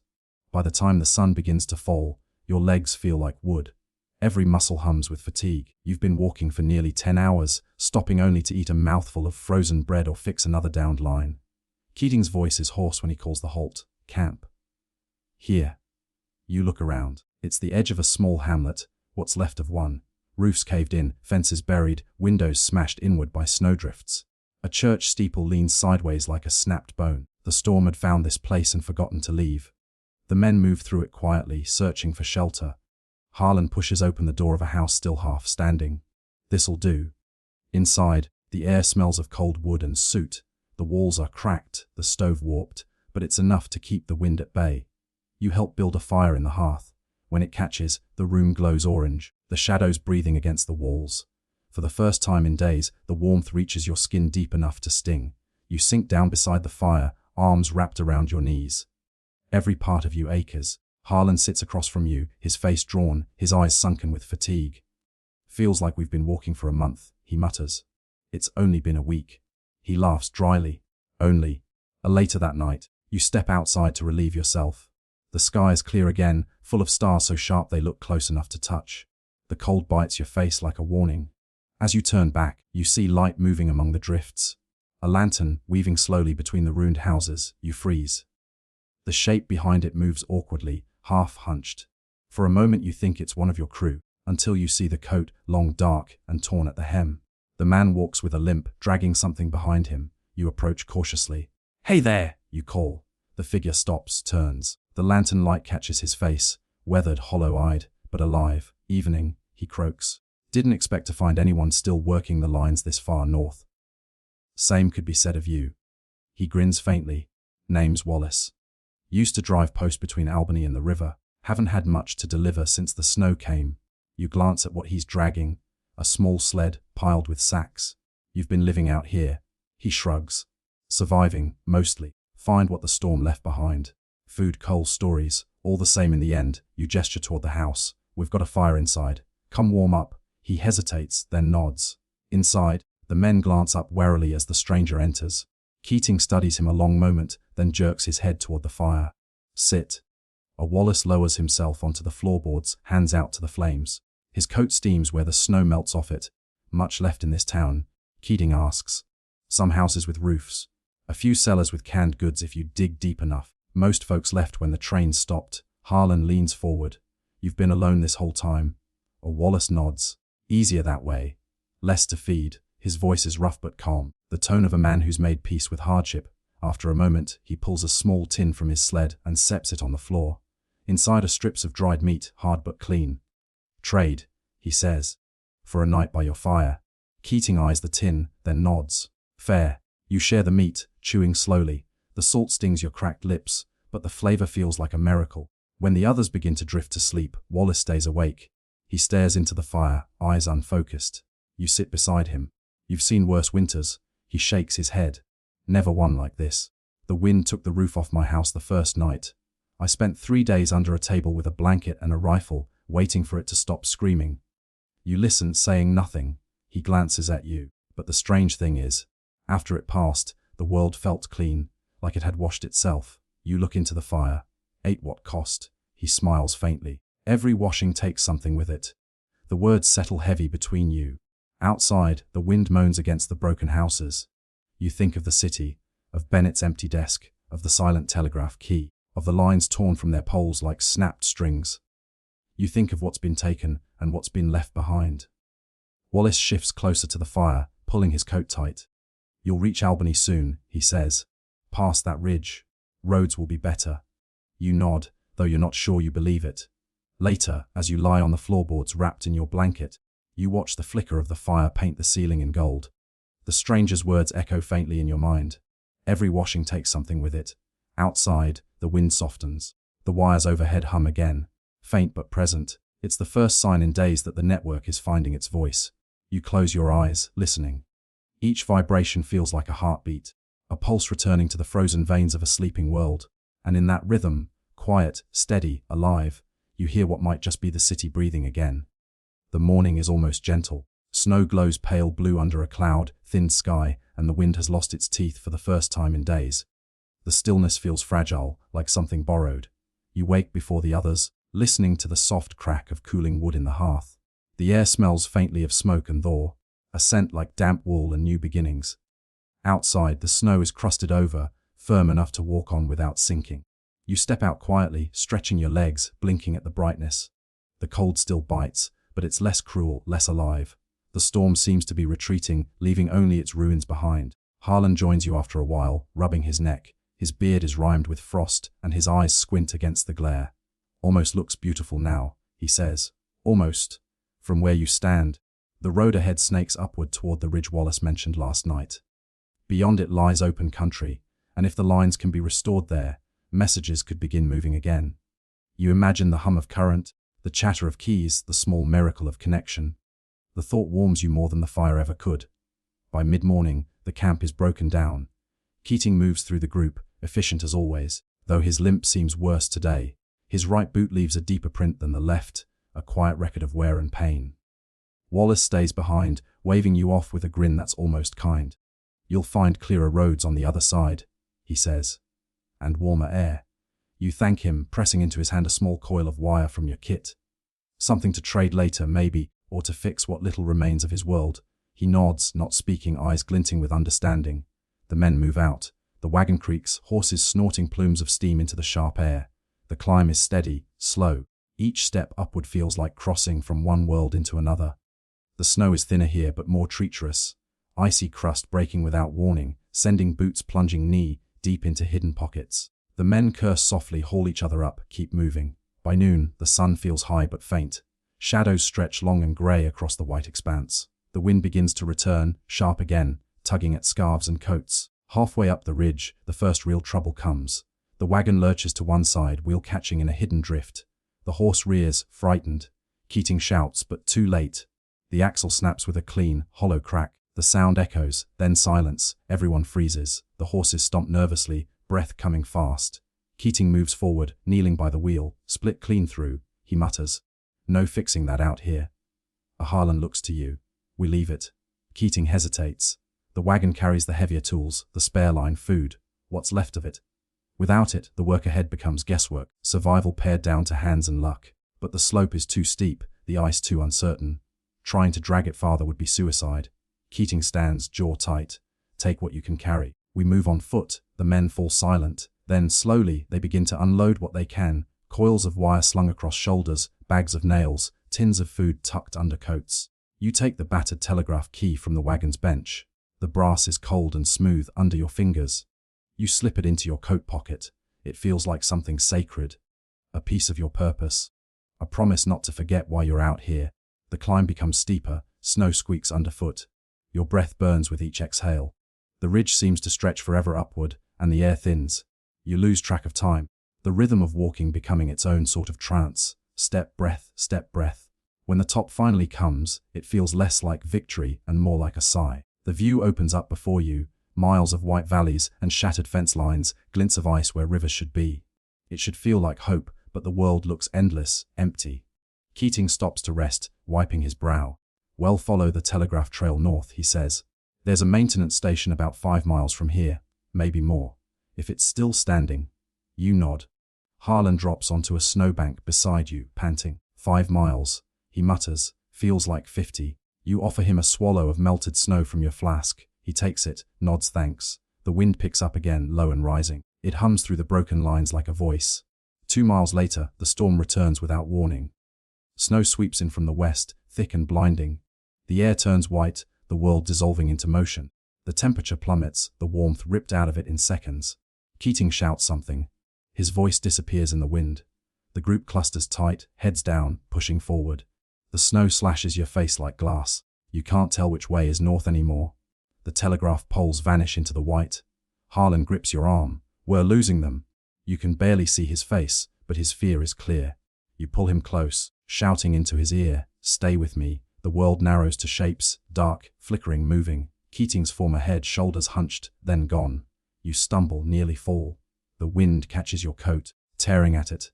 Snow fills your mouth, your eyes, your ears. There is no sky, no ground, only white and pain. Time ceases to mean anything. When you finally collapse behind a drift, it's not choice but reflex. Harlan drops beside you, coughing. "Can't see," he gasps. You pull your scarf tighter. The wind howls overhead. For a moment you think you hear Keating shouting your name, but it's just the wind-bending sound. You lean close to Harlan. "We wait it out. Just a little while." He nods weakly. His face is pale, his lashes white with frost. You sit there together, the storm raging above, the snow creeping higher. Minutes, maybe hours pass, you lose track. When the wind finally begins to fade, it's not triumph you feel, only exhaustion. You shake Harlan's shoulder. "Come on, it's letting up." He doesn't move. You shake again, harder. Harlan, his head lolls toward you, lips slightly open, no breath, no sound. The stillness that follows is immense. You sit there for a long time, staring at him. The snow has already begun to cover his coat, softening the outlines. Your mind won't accept it at first. Not here, not now, not him. You press your glove to his chest, hoping for a heartbeat. There's nothing. The world feels far away, as if you've stepped outside of time. When Keating and 2 others find you an hour later, you don't hear them approach. Only when Keating's hand lands on your shoulder do you stir. He takes one look at Harlan and says nothing, just removes his hat. The men stand in silence, snow swirling faintly around you. Keating kneels, brushes snow from Harlan's face, then looks up. "We'll bury him here. No use trying to bring him down the ridge." You nod numbly. You help dig with your hands, the ground frozen solid beneath a foot of snow. It takes over an hour to carve out enough space. You find a broken pole nearby, snap it clean, and plant it upright beside the mound. You loop a scrap of wire around it, his marker. Keating murmurs a few words. The others stand with bowed heads. When it's done, you stay behind a moment longer, staring at the crude cross swaying in the wind. The storm has passed. The sky is painfully clear. You whisper his name once, not loud, just enough to hear it leave your lips. Then you turn and walk away. The rest of the descent blurs together. Your legs move, but you don't feel them. The cold doesn't bite anymore. Everything inside you has gone quiet. When the telegraph station finally appears, a squat building half buried in snow, it feels like something glimpsed in a dream. Keating forces the door open. Inside, dust and ice. The stove is cold, the shelves bare, but the equipment is still there. The table, the wires, the key. You move toward it automatically, setting down your pack. You pull the key from your pocket, the one from the wagon, and place it gently beside the old set. Your hands tremble as you check the line. The current is faint but alive, humming through the coil. You tap the key once. The sound is weak, hollow. But it's there. Keating watches silently. You think anyone's listening. You shake your head. Doesn't matter. It's working. He nods slowly. Then we did what we came for. You glance at the snow outside, endless white, merciless, and then back to the faint spark of life on the wire. The key clicks again, the rhythm soft and steady. It feels like a heartbeat. You sit there, hand on the brass, eyes unfocused, and think of Harlan, his laugh, his frozen smile, his hand trembling but warm, the morning before he died. That night, sleep comes late. You lie near the stove, its warmth barely enough to reach your feet. The room is still, the air heavy with melted frost. You think about the miles behind you, the silence you've carried, the small sounds that kept you moving, wind in the wires, snow underfoot, the slow breath of survival. And in that quiet, you understand something new.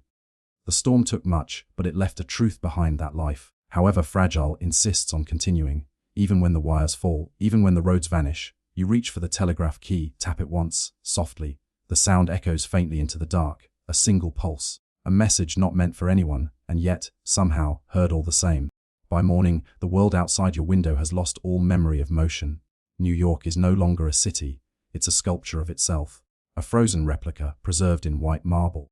The outlines of buildings emerge like the ruins of some buried civilization.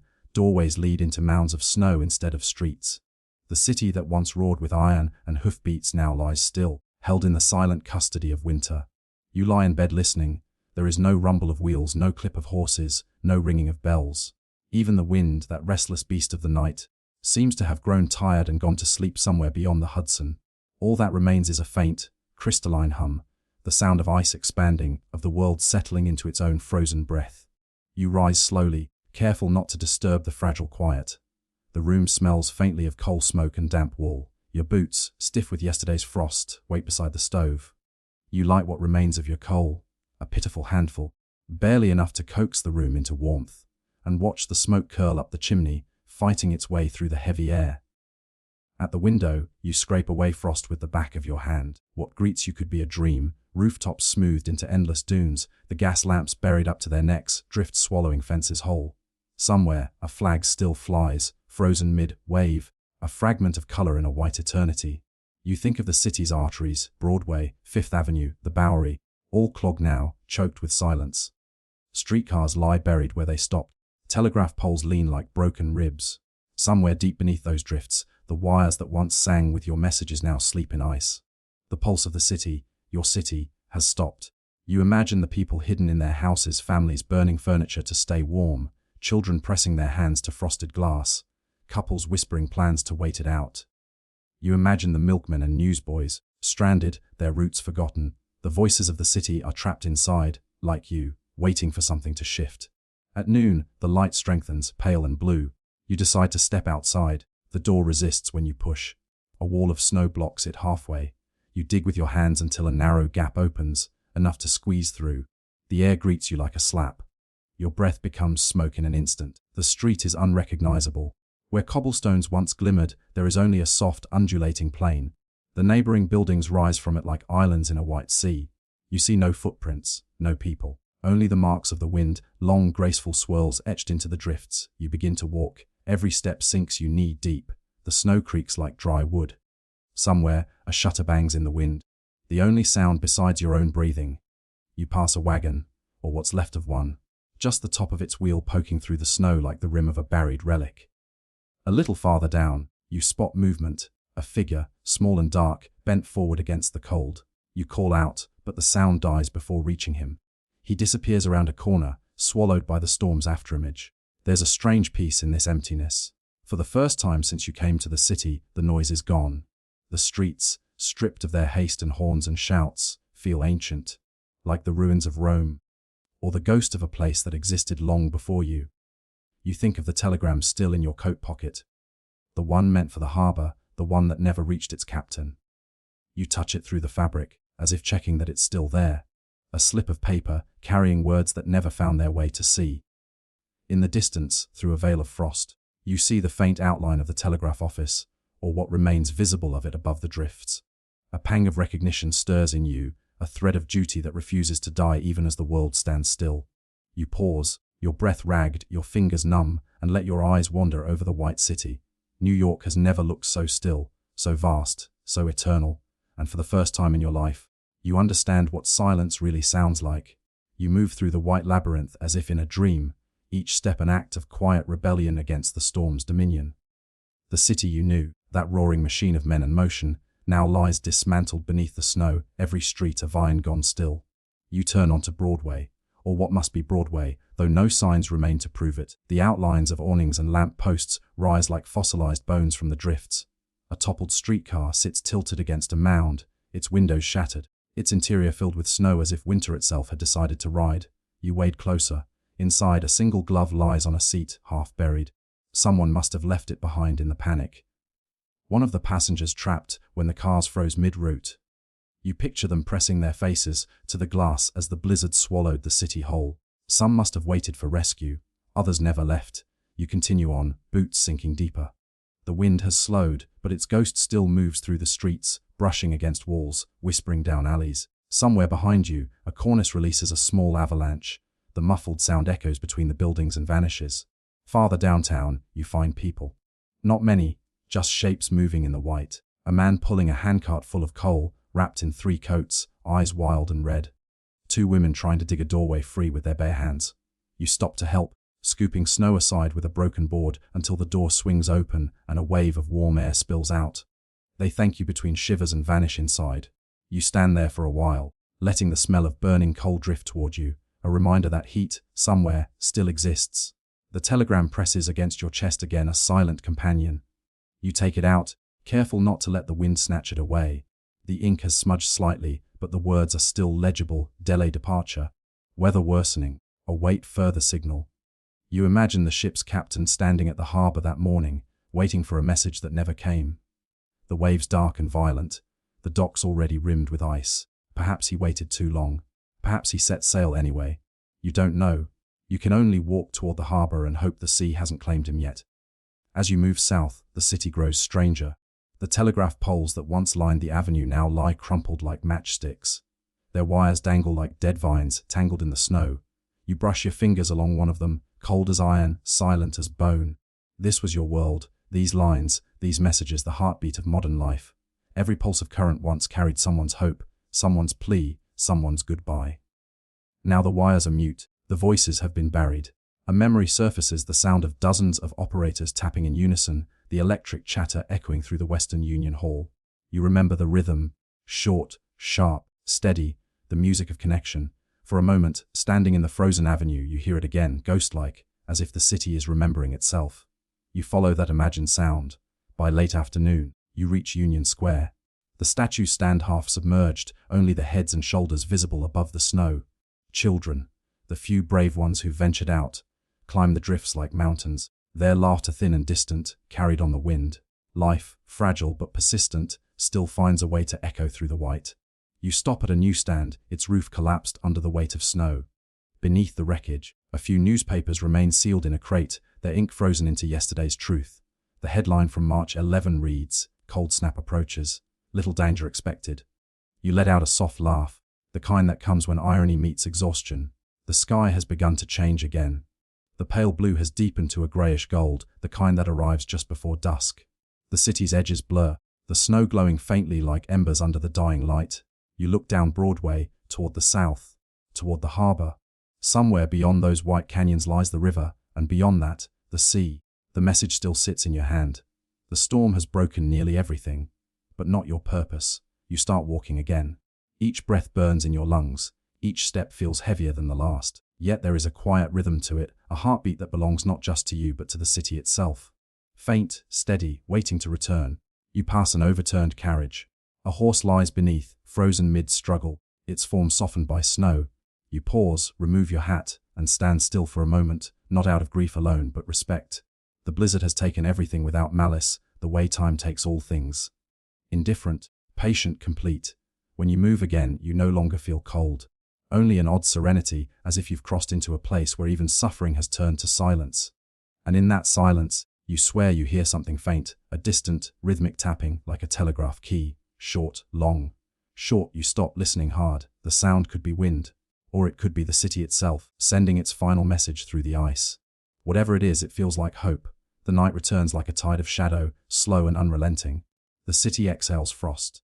The wind that had quieted for an hour rises again with a long, low moan, curling between the buildings, as if searching for those still moving through the wreckage.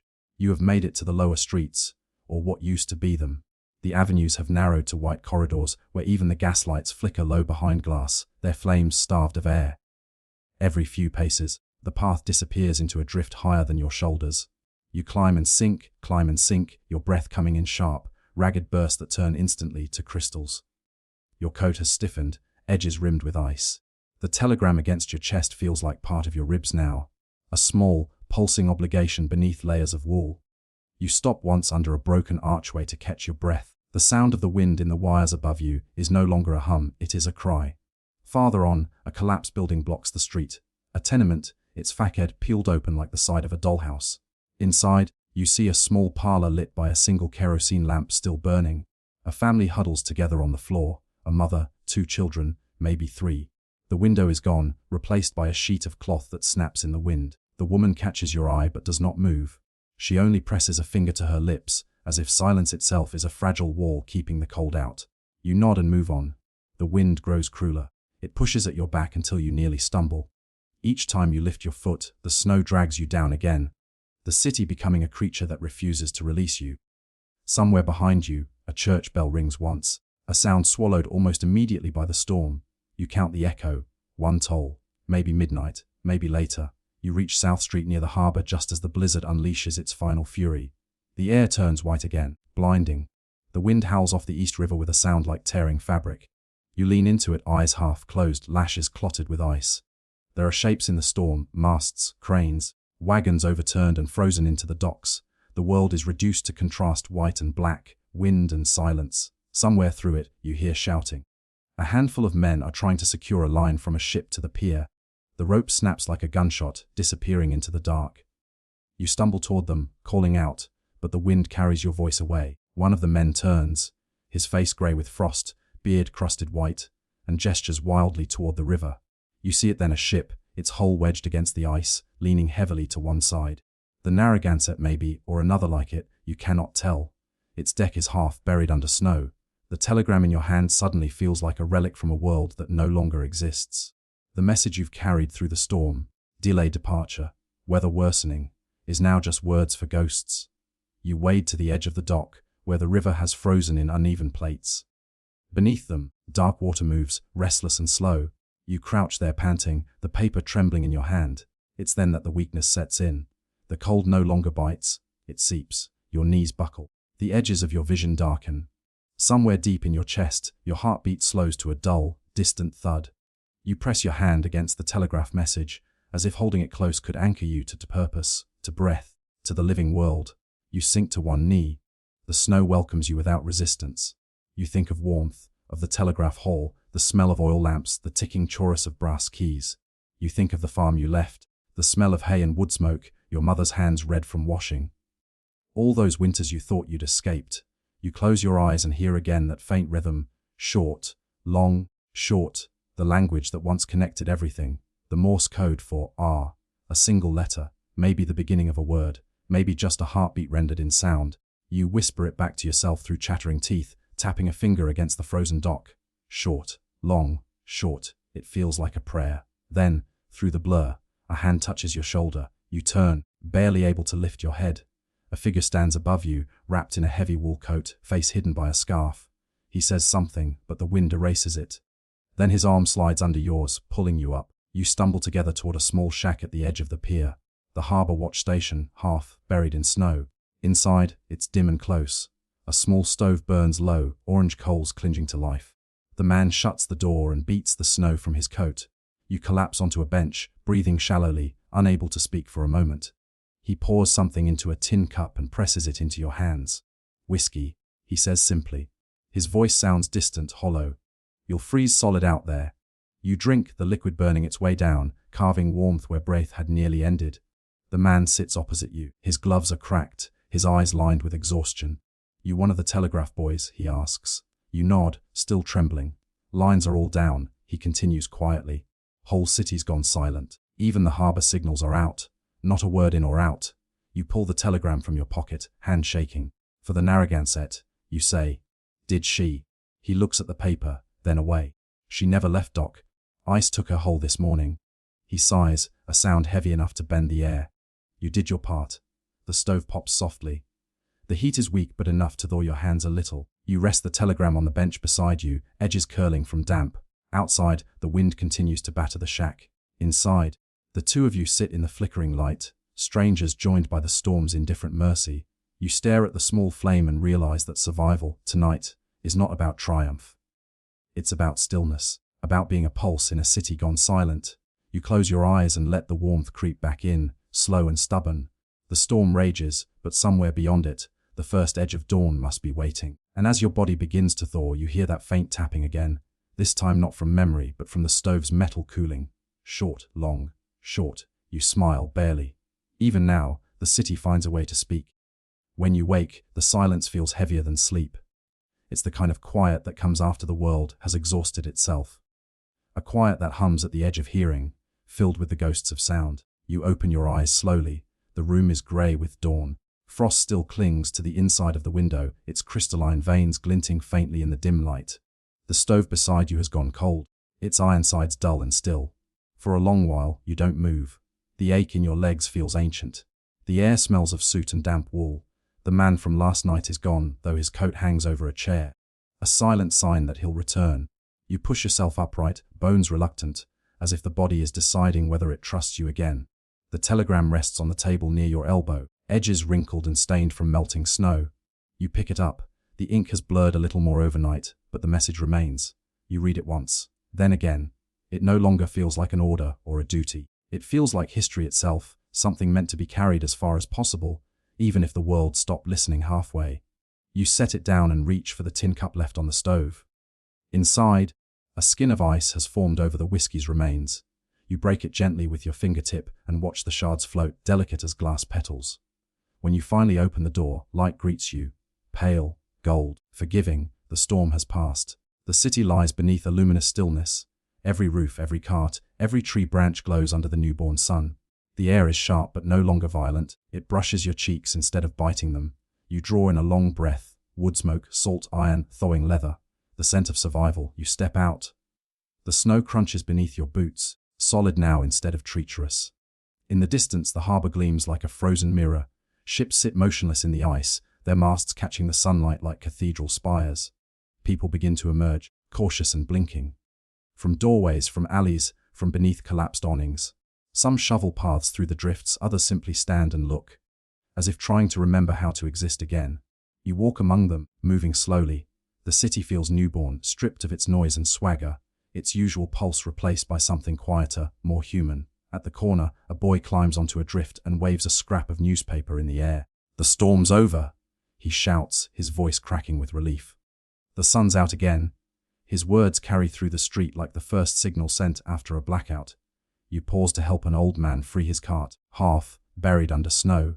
Together you lift the wooden wheels from the drift, the effort pulling warmth back into your muscles. When the cart finally moves, he claps your shoulder and nods once. No words, none needed. In the distance, a church bell rings again. Not the lonely single toll of the storm, but a sequence of notes that rise and fall like breathing. You count them without thinking, 1, 2, 3, each tone echoing against the bright white sky. You turn toward the telegraph lines that once ruled your days.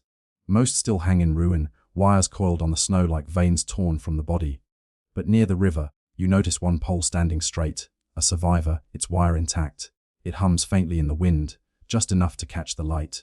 You walk to it, lay a gloved hand against the wood, and listen. The vibration is soft but steady, not a message yet, only the potential of one.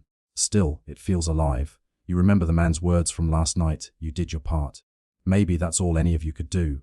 Carry the signal as far as possible, keep the current alive until the world can speak again. You find yourself tapping your thumb gently against your palm, the motion instinctive. Short, long, short, the pattern repeats. It no longer matters whether anyone is listening. The act itself is enough.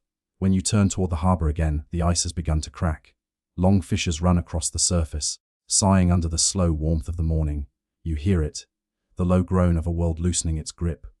A group of dock workers begins breaking the ice with poles, their shouts echoing across the water. One of them waves when he sees you watching. You raise a hand in return. The telegram is still in your pocket. You take it out once more, hold it up to the light. The sun glows through the thin paper, making the words almost translucent. Then, with care, you fold it and slip it into the pocket of your coat, not as a burden, but as a keepsake. A testament.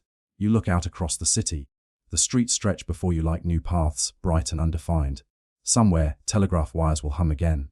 Somewhere, someone will send their first message after the silence. And when they do, you'll be ready to answer. You close your eyes and take a deep breath, of coal smoke and thawing snow, of life stirring beneath the ice. For the first time in days, you feel warmth that doesn't come from fire. The blizzard is over, but its lesson lingers. Even when the lines go dead, the message remains. And in that truth, in that small steady rhythm beneath the ribs, you find yourself again. Alive. Listening. By the next morning, the city has begun to breathe again. Not with its usual roar, not yet, but with the fragile rhythm of a body returning from the edge of frost. You wake in your boarding room on 14th Street, the narrow one with the window that rattles in the wind. The bed creaks as you sit up. Your clothes, draped over the chair, still hold the faint chill of the night. The coal stove sputters with a weak orange glow, and you feed it the last handful of coal you have left, each piece worth more than gold now. Outside, the world is quieter than you've ever known it. The blizzard has rearranged everything. The streets are canyons of snow, narrowed to single paths cut by shovels and boots. Telegraph poles lean like wary sentinels, some snapped, others bowed. The wires that once carried hundreds of voices a minute now lie tangled across the drifts, coiled like sleeping snakes. You pull on your boots and step out. The air still burns your lungs, but there's something clean about it, sharp, like the first breath after fever. Everywhere you look, people are working. Men with shovels clearing doorways. Boys carrying buckets of coal on sleds. Women pouring water over steps to break the ice. The city, that stubborn, restless organism, is mending itself one gesture at a time. At the corner of 6th Avenue, you spot a crew from Western Union, your own people, gathered around a fallen telegraph pole. Their faces are red with cold, scarves frosted white. One of them, a grey-haired foreman named Mr. Daly, looks up as you approach. "Well, I'll be damned," he says. "Avery, thought the blizzard took you." "Nearly did." You answer, your voice low, roughened by cold and days of silence. He nods, gesturing toward the mess of wire on the ground. "We're trying to raise the line to Albany again. Every post north of Canal Street's gone. We'll be here all day, maybe longer." You glance at the tools, a hammer, a spool of copper wire, a wooden crate of insulators. Ordinary things. But today they look sacred, like relics of a vanished order. Without a word, you take off your gloves and join them. Hours pass in slow, careful rhythm. You climb a ladder to fasten new wire to the surviving crossbeam. Your fingers sting where the cold bites through the fabric. You strike a nail, the sound sharp in the stillness. Snow falls in tiny bursts from the roof above, soft as feathers. No one talks much. The storm has taken that from you, replaced chatter with quiet focus, complaint with patience. Each man works as if aware that sound itself might shatter the fragile peace holding the city upright. By noon, the first line hums again. It's faint, uneven, but it's there, the low vibration of connection returning. Mr. Daly presses an ear to the receiver box. "Static," he mutters, then a pause, his eyes lift, and signal. The sound spreads like warmth through the group. A few smiles appear, thin but real. Someone taps a short sequence on the key, 3 dots, a dash, 3 dots, the old distress call. Then, after a breath, 3 dots dash, 3 dots again. A conversation without words carried on the current. You close your eyes for a moment, listening to that faint electric pulse, the heartbeat of a wounded city finding its rhythm again. When the shift ends, you walk uptown, boots crunching through the uneven snow. The sun is already leaning west, painting the drifts in pale gold. At every corner you see small signs of renewal: shopkeepers sweeping stoops, children dragging sleds, men hauling barrels of coal from the pier. Life, stubborn as wire, reconnecting itself. You stop by a bakery that's just reopened, the window fogged from heat, the smell of bread spilling into the cold. Inside, a woman sells loaves for 10 cents each, same as before the storm.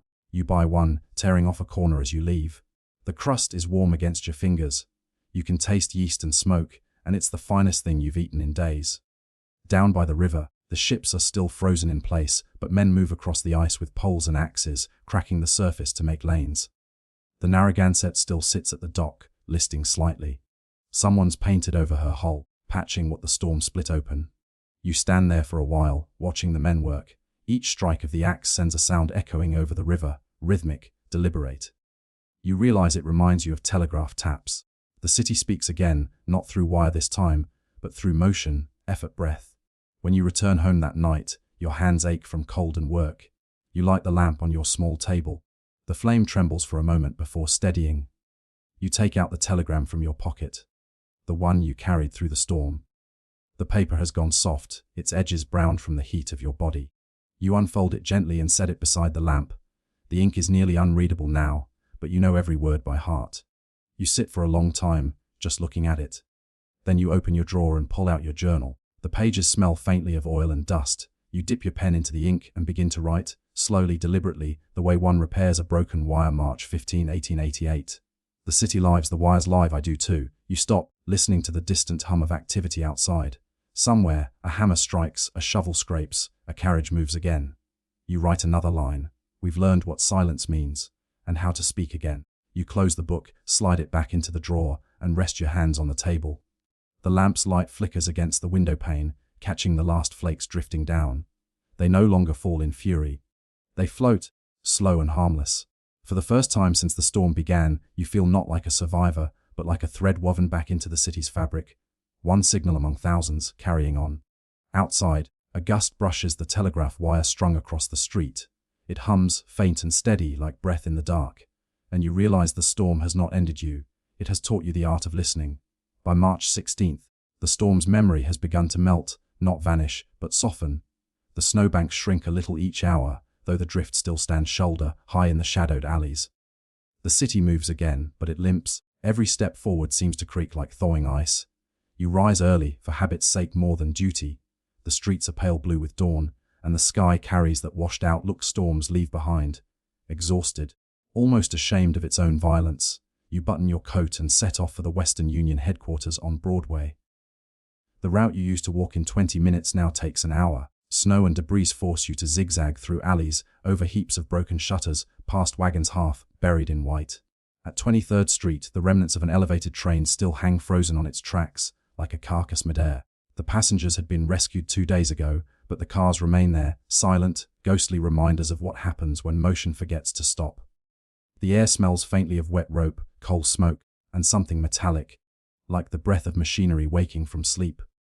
By the time you reach the Western Union building, the front steps have been shoveled clear, though the piles of snow on either side rise as high as your shoulders. Inside, the warmth hits you instantly, thick with the hum of effort. Every desk is filled. Men in vests and rolled-up sleeves work the keys, their fingers tapping messages that leap from wire to wire. Others carry spools of cable, check insulators, jot notes on ledgers smudged with ash. The whole place vibrates like a living engine restarting after days of silence. You stand near the door for a while, just watching. There's a rhythm again, not yet the old one, but a steadier, quieter pulse. Then you spot Mr. Daly at his usual place near the front counter. His hair, still crusted with salt from yesterday's repairs, glints under the lamplight. "Well," he says as he sees you, the hero returns. You smile faintly. "I don't know about hero," he shrugs. "You kept at it. Most would have stayed home." You glance around the room, the wires, the keys, the coils of copper running up the wall. "Feels strange," you say, "to hear it all again." He nods. "Strange and good." On his desk lies a stack of unopened telegrams, most sent during the blackout. Their destinations unreadable now.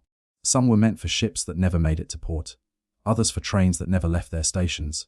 A few might have been farewells or beginnings, frozen mid-journey. Mr. Daly notices you looking. "We'll sort them," he says quietly. "Some messages are meant to find their way even late." You pick one envelope from the pile. It's paper yellowed, edges soft. The ink on the address has blurred, but you can just make out the words Brooklyn Wharf, SS Narragansett. You trace the letters with your thumb, a shiver passing through your hand. "I tried to deliver one like this," you murmur. Mr. Daly doesn't answer. He doesn't have to. He sets a clean telegraph slip in front of you, blank except for the date. March 16, 1888. "Want to send something?" he asks. You hesitate. Then you sit. The key under your fingers feels familiar, lighter than you remember, but steady. You think for a moment, the words forming slowly, like footprints in snow to Western Union Albany Station from New York City Central Office. Messagey lines restored. City breathing again. The silence has passed. You tap the message out yourself. Each click echoes in the room, blending with the others. Hundreds of voices rediscovering how to speak. When you finish, you look up. The men around you are working with quiet determination, their faces lined but calm. Outside the window, the city gleams under the pale morning sun. Icicles drip from the rooftops in slow rhythm, like time beginning again. You walk home by a different route this time. Through neighborhoods that still look more snow than stone. The churches are open, their bells muted by frost. Children slide across the ice with laughter that rings sharp and bright. The first true sound of joy you've heard in days. Near 14th Street, you pass a newspaper stand where the headline reads, "CITMRS from star MLS Sozian Estlan." Below it, smaller print plans discussed for underground wires and new rail tunnels. You smile. The city has decided to bury what broke it, to build safety beneath the ground. The idea seems almost poetic. By the time you reach a building, the sun has risen high, and the air smells faintly of melting snow and bakery yeast. You stop at the stoop and glance back toward the skyline. The smokestacks, the sagging telegraph poles, the rooftops glittering like broken glass. For the first time, you don't see a city struggling. You see one learning. Inside your room, the lamp sits where you left it. The telegram from the storm still rests on the table, its ink faded almost completely now. You fold it one last time and tuck it into your journal. Then you open the window just a crack. The air that drifts in is cold, but not cruel. You can hear faintly, from somewhere down the street, the hum of a telegraph wire singing in the wind. It's not the sound of work or duty anymore. It's the sound of survival, steady and human. And in that soft electric murmur, you hear it clearly. The voice of the city, alive again. The days after the blizzard blur together. The kind of slow unraveling where the city doesn't quite wake up all at once. It stretches, aches, and breathes itself back into motion. You've returned to work at Western Union, though work feels different now. It isn't about speed anymore. It's about care. The keys click slower, steadier, the rhythm of men who've seen how silence feels when the wires go still. Your body still remembers the cold, even here in the warm hum of the office. Your fingertips ache as if the frost lingers just under the skin. But the ache is not unwelcome. It's a reminder, proof that you came through it. Messages move again through the copper veins of the city. Love letters, business orders, telegrams from Boston and Philadelphia, all crossing lines that nearly froze to death. Some arrive days late, but they arrive, and each one feels like a small resurrection. You find yourself helping others more now. The younger operators who joined after the storm, still learning to calibrate the dials, to adjust the timing between dots and dashes. You correct their rhythm gently, the way Mr. Daly once did for you. Let the sound breathe, you tell them. Too fast, and you lose the meaning. They nod, and you watch them try again. There's something deeply human in that, passing on the steadiness you learned when the storm taught you what panic costs. Outside, New York looks both ruined and reborn. The snow is gone in places, revealing cobblestones blackened by coal dust and melted slush. But the damage remains, roofs caved in, telegraph poles snapped like kindling, wires hanging limp in the wind. In the mornings, work crews move through the streets with carts and ladders, replacing what the blizzard took. Their coats are patched, their hands red with cold, but they whistle while they work. You sometimes step outside just to watch them. The men hauling new wire, the women handing out bread from church kitchens, the children building small forts from what snow remains. Life, unshaken, continues. One afternoon, you're asked to assist with a new project, laying underground telegraph cables beneath Lower Manhattan. The city's leaders decided it after the storm. No more lines dangling in the sky like fragile spiderwebs. The future will run beneath the earth, protected, unseen. When you walk down into the excavation trench for the first time, the smell hits you, damp stone, cold clay, and iron. The air is warmer than the streets above, thick with the scent of earth newly opened. Lanterns hang from hooks, casting pools of amber light across the tunnel walls. A foreman hands you a coil of cable and says simply, "Careful with it. This one will carry half the city." You nod and kneel, guiding the line slowly through the trench. The copper feels alive under your gloves, humming faintly, as if remembering the old song of the storm. You think of the nights when every wire was silent, when the city's voice vanished into the blizzard, and you think how strange it is that something so cold, so merciless, could lead to this new wires, stronger ones, buried deep where the wind can't touch them. Later, when you emerge from the trench, the light outside feels brighter than you expect. It's late afternoon. The sky is clear, the first truly cloudless sky since the storm began. A group of children runs past, tossing chunks of melting ice into the gutter. One of them slips, laughs, and keeps running. The sound echoes through the street, small, sharp, joyful. You linger there a moment, feeling the sun on your face. It's still weak, filtered through the chill of March, but it's real. And for the first time in weeks, you don't pull your coat tighter. You let the warmth reach you. That night, back in your room on 14th Street, you sit by the window with your journal open, the lamp burns low, the city hums faintly outside, wagons creaking, footsteps in thawing snow, distant church bells. You write March 20th, 1888. The city has begun to move again. The wires hum. The snow recedes. We survived something we didn't yet understand we could. Then you pause, pen hovering. You think of the ones who didn't make it. The men frozen on the elevated trains, the sailors lost at sea, the families who burned their last coal. You remember the stillness of the storm's center, how time seemed to stop. You close the book softly. The city's pulse has changed. So has yours. You are no longer just Thomas Avery, telegraph operator. You've become part of something wider, a network of survivors, quiet builders, the kind who don't make headlines but who lay the cables for others to speak through. And when the next message hums through the wires, from one corner of the city to another, you smile, and knowing a piece of your work carries it forward. Outside, frost still glitters faintly on the rooftops. But beneath them, the city's heart beats on, steady and strong. It isn't the same New York that froze 4 nights in silence. It's a new one, quieter, wiser, and awake. And you too are something new, a keeper of its hum. By the first week of April, the city has shed most of its white armor. The great drifts that once swallowed wagons now linger only in the deepest alley shadows, grey and melting, leaving behind the smell of iron, coal dust, and thawing earth. You rise before dawn again, as if the storm taught you something about mornings, about how quiet can hold its own kind of grace. The air through your window is still cool enough to sting the nose, but it's clean now, no longer biting with ice. Somewhere nearby, a milkman's cart rattles down the cobblestones, the horse's hooves striking a rhythm that feels almost like reassurance. You dress slowly, pulling on the same wool coat that carried you through the storm. The cuffs are worn, still faintly salt-stained, but you can't bring yourself to replace it yet. It smells faintly of smoke and frost, of survival. Downstairs, Mrs. Kearney, your landlady, is already in the kitchen. The aroma of coffee and warm bread drifts through the boarding house. She gives you a nod as you pass, her hands wrapped in a dish towel. "Cold morning," she says, not as complaint but as ritual. You nod back. "Better than it was." She chuckles, her face soft. Everything is, now, outside. The streets are alive in a way you haven't seen since before the storm. Boys deliver newspapers through puddles, the ink smudging their fingers. Men in coats and scarves lift crates from wagons.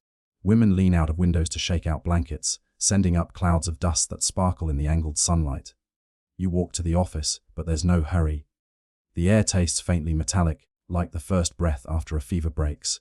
And everywhere you go, people are talking, small bursts of laughter, bits of gossip, quiet recollections of how they managed through the snow. At Western Union, the rhythm has returned fully.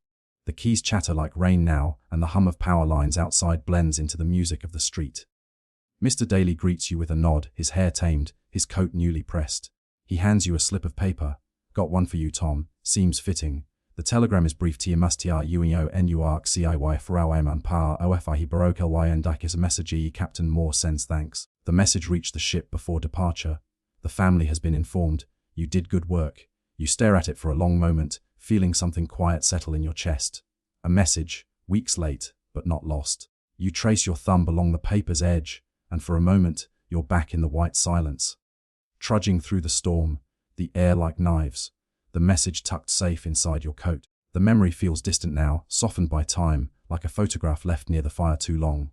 Good to know it mattered, you say softly. Mr. Daly looks up from his ledger. It always does, Thomas. The trick is remembering that. You slip the telegram into your breast pocket. It's small, barely a scrap of paper, but it feels like something whole. Not a reward of gold or glory, but proof that the invisible work still finds its mark. When you leave that evening, the city is washed in a pale golden light. The sky has that color only New York seems to manage, part smoke, part sunset, part promise. The lamps are being lit one by one along Broadway, the soft hiss of gas flame catching against glass. You walk down toward the river. The air smells faintly of salt and damp wood. At the docks, the ice has finally cleared, and ships once trapped in place now rock gently on the tide. Ropes creak. A gull cries overhead. The water glimmers like polished pewter under the fading sun. You find a spot on an old crate and sit. The city hums behind you, alive again, stubbornly, magnificently. For a long time you just breathe, listening. The river licks softly against the pilings, steady as a heartbeat. You pull the telegram from your pocket and unfold it once more. The paper catches the last of the daylight. It's nothing fancy, no headline, no flourish. Just quiet words from another corner of the world, carried safely across a storm. That's enough. You close your eyes and let the moment settle. Around you, the city is changing again. The first bulbs of spring are being sold on street corners. Workmen repair the rails, laying the foundation for what will someday become the subway. Telegraph lines disappear below the streets, buried where wind cannot reach them. Everything continues, as it should. You think of how fragile it all was, and how somehow it still stands. You draw a long, slow breath, and the air feels lighter now. There is warmth in your chest. Not pride exactly, not joy, something deeper. Gratitude, maybe. When you rise to leave, the evening has deepened into blue. The first stars tremble faintly above the city. You walk home through streets still slick with meltwater, your reflection following you in every puddle. It's not the same New York that began this winter, and you are not quite the same man who feared it. The storm gave you no riches, no fame, only stillness, silence, and a small piece of peace you didn't know you'd needed. In that way, perhaps, it gave you everything. It is late April now. The last of the snow has vanished, and the city no longer carries the scent of ice, only rain, coal, and damp brick. The streets breathe again, wide and loud and alive, though in certain corners, you can still feel the hush the storm left behind, like a ghost that refuses to leave. You've begun to walk different routes home from work, as if seeing the city with new eyes. Some nights you follow Broadway, others you drift down toward the Battery, where the river meets the harbor and the air smells faintly of salt and iron. You walk slowly, letting memory rise and fall like tidewater. The blizzard feels at once far away and impossibly near, as if it happened in another life that still echoes faintly in your bones. You remember how it felt to push against the wind, to hear nothing but its voice, to feel your breath turn to frost before it left your lips. You remember the silence that followed, the kind that hums inside your chest rather than your ears. Now the same city hums again, but differently. The telegraph wires are being buried, block by block. The streets echo with hammers and laughter instead of fear. The cost of coal has fallen back to normal, $6 a ton now, and the bakers sell their loaves for 5 cents again. Life has returned to its arithmetic, and yet, something invisible has changed. You sense it in the way people greet one another now. A pause, a look, a quiet nod that means we remember. Sometimes, when you stand in the Western Union office, you catch sight of the young operators tapping the keys. Fast and confident, you watch them without speaking, remembering what it felt like to send a message into the storm and not know if it would ever arrive. One evening, Mr. Daly finds you watching the wires again, thinking of heading home to the farm. He asks with a half smile. You shake your head. No, I think I belong here now. He nods, not surprised. You've got the city in your pulse, son. Once it's in there, it never leaves. You think of your family upstate. Your mother's last letter before the storm, telling you they'd had only 9 inches of snow and that she'd kept the fire going all week. You never told her how bad it truly was here. You didn't want her to worry. Later that night, you open your journal again. The pages have begun to yellow at the corners, the ink fading like old breath. You write slowly, letting the pen rest between each sentence. April 28, 1888. The city grows again. I walk the streets today without seeing snow, only puddles, sunlight, and the sound of children chasing one another where drifts once stood. I think we're all still thawing. In different ways. You stop and look out the window. Across the street, a lamplighter moves from post to post, flame blooming in his hand. The smell of kerosene mingles with the sweet, wet scent of spring rain. You remember the faces of those who didn't make it. The men on the trains, the woman who fell near Union Square, the sailors who never reached port. You picture them not as victims but as part of the city's story now, written into its walls and wires. Every telegraph pulse, every spark of light in the dark, carries a little of them forward. Your breath fogs the window faintly even now. You draw a finger through it. One small looping line, gone as quickly as it's made. You smile to yourself. Tomorrow, you'll go to the docks again. You'll check the cables, send a few messages, maybe stop for coffee along the wharf. The ordinary things, the living things. But tonight, you sit still and listen. The city hums through the glass. Not the old hum of machinery and haste, but a gentler one. A heartbeat below the noise. You think of the distance you've traveled, not in miles, but in understanding. The man who first came to New York wanted to escape winter. The one who sits here now has learned to live inside it, to carry its stillness, to find warmth in its wake. Outside, the rain begins again, soft, steady, cleansing. You take a long breath and close the journal. The paper rustles like snow under your hand. You have miles behind you now, though you never left the city. And the measure of those miles isn't in steps, but in who you became walking them. You glance toward the lamp, lower the flame, and sit back in your chair. The air smells faintly of smoke, rain, and something like peace. For the first time since the blizzard began, you feel entirely unhurried. You let the sound of rain fold around you, gentle and endless, and you realize you no longer need the storm to remember how strong you are. You just need the quiet that follows. A night settles over New York like a slow breath. The lamps along the street cast their amber glow against the cobblestones, small islands of light in an ocean of shadow. A faint mist rises from the gutters where the last of the snowmelt meets the spring air. Somewhere, far off, a bell rings the hour, slow and round, echoing through the quiet streets like a heartbeat too tired to rush. You sit by the window, coat draped over the back of your chair, hands folded loosely in your lap. The fire in the small grate has burned down to embers, the last coals pulsing with a sleepy orange glow. The room smells faintly of smoke and ink and wool. The familiar sense of your days, softened by warmth. The journal rests open beside you.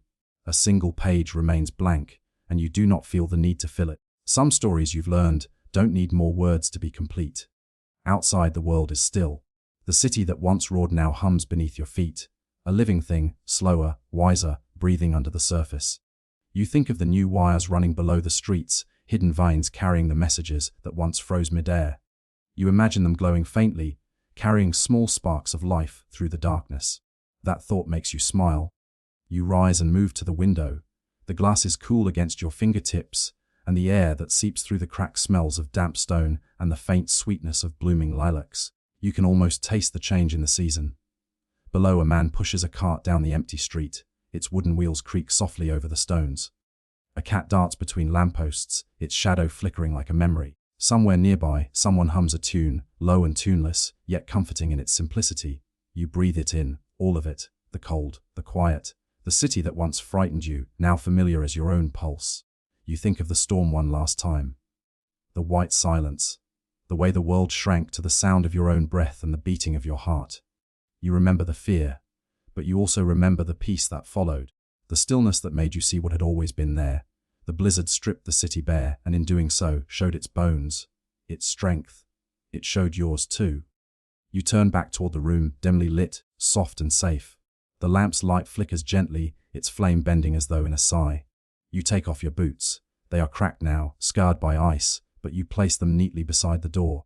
They've carried you through more than you ever asked of them. You unbutton your shirt, hang it over the chair, and ease yourself into bed. The sheets are cool, the pillow soft beneath your cheek. As you lie back, the faint warmth of the fire brushes your skin. For a moment, you watch the ceiling, the play of light and shadow like waves over a quiet shore. Your eyelids grow heavy. The city hums faintly through the walls, that same low thrum of life you once listened for in the telegraph wires. Now it's everywhere, in the air, in the floorboards, in you. You think of one last line you might have sent, if you could. Message complete, signal clear, all is well. A small laugh escapes you, just a breath really, then you exhale long and slow. The night deepens, the lamplight softens, the hum fades to a whisper. Outside, the wind moves gently through the streets, no longer a storm, just a lullaby of air and memory. You pull the blanket higher, feel its weight across your chest. It smells faintly of smoke and wool and safety. You close your eyes.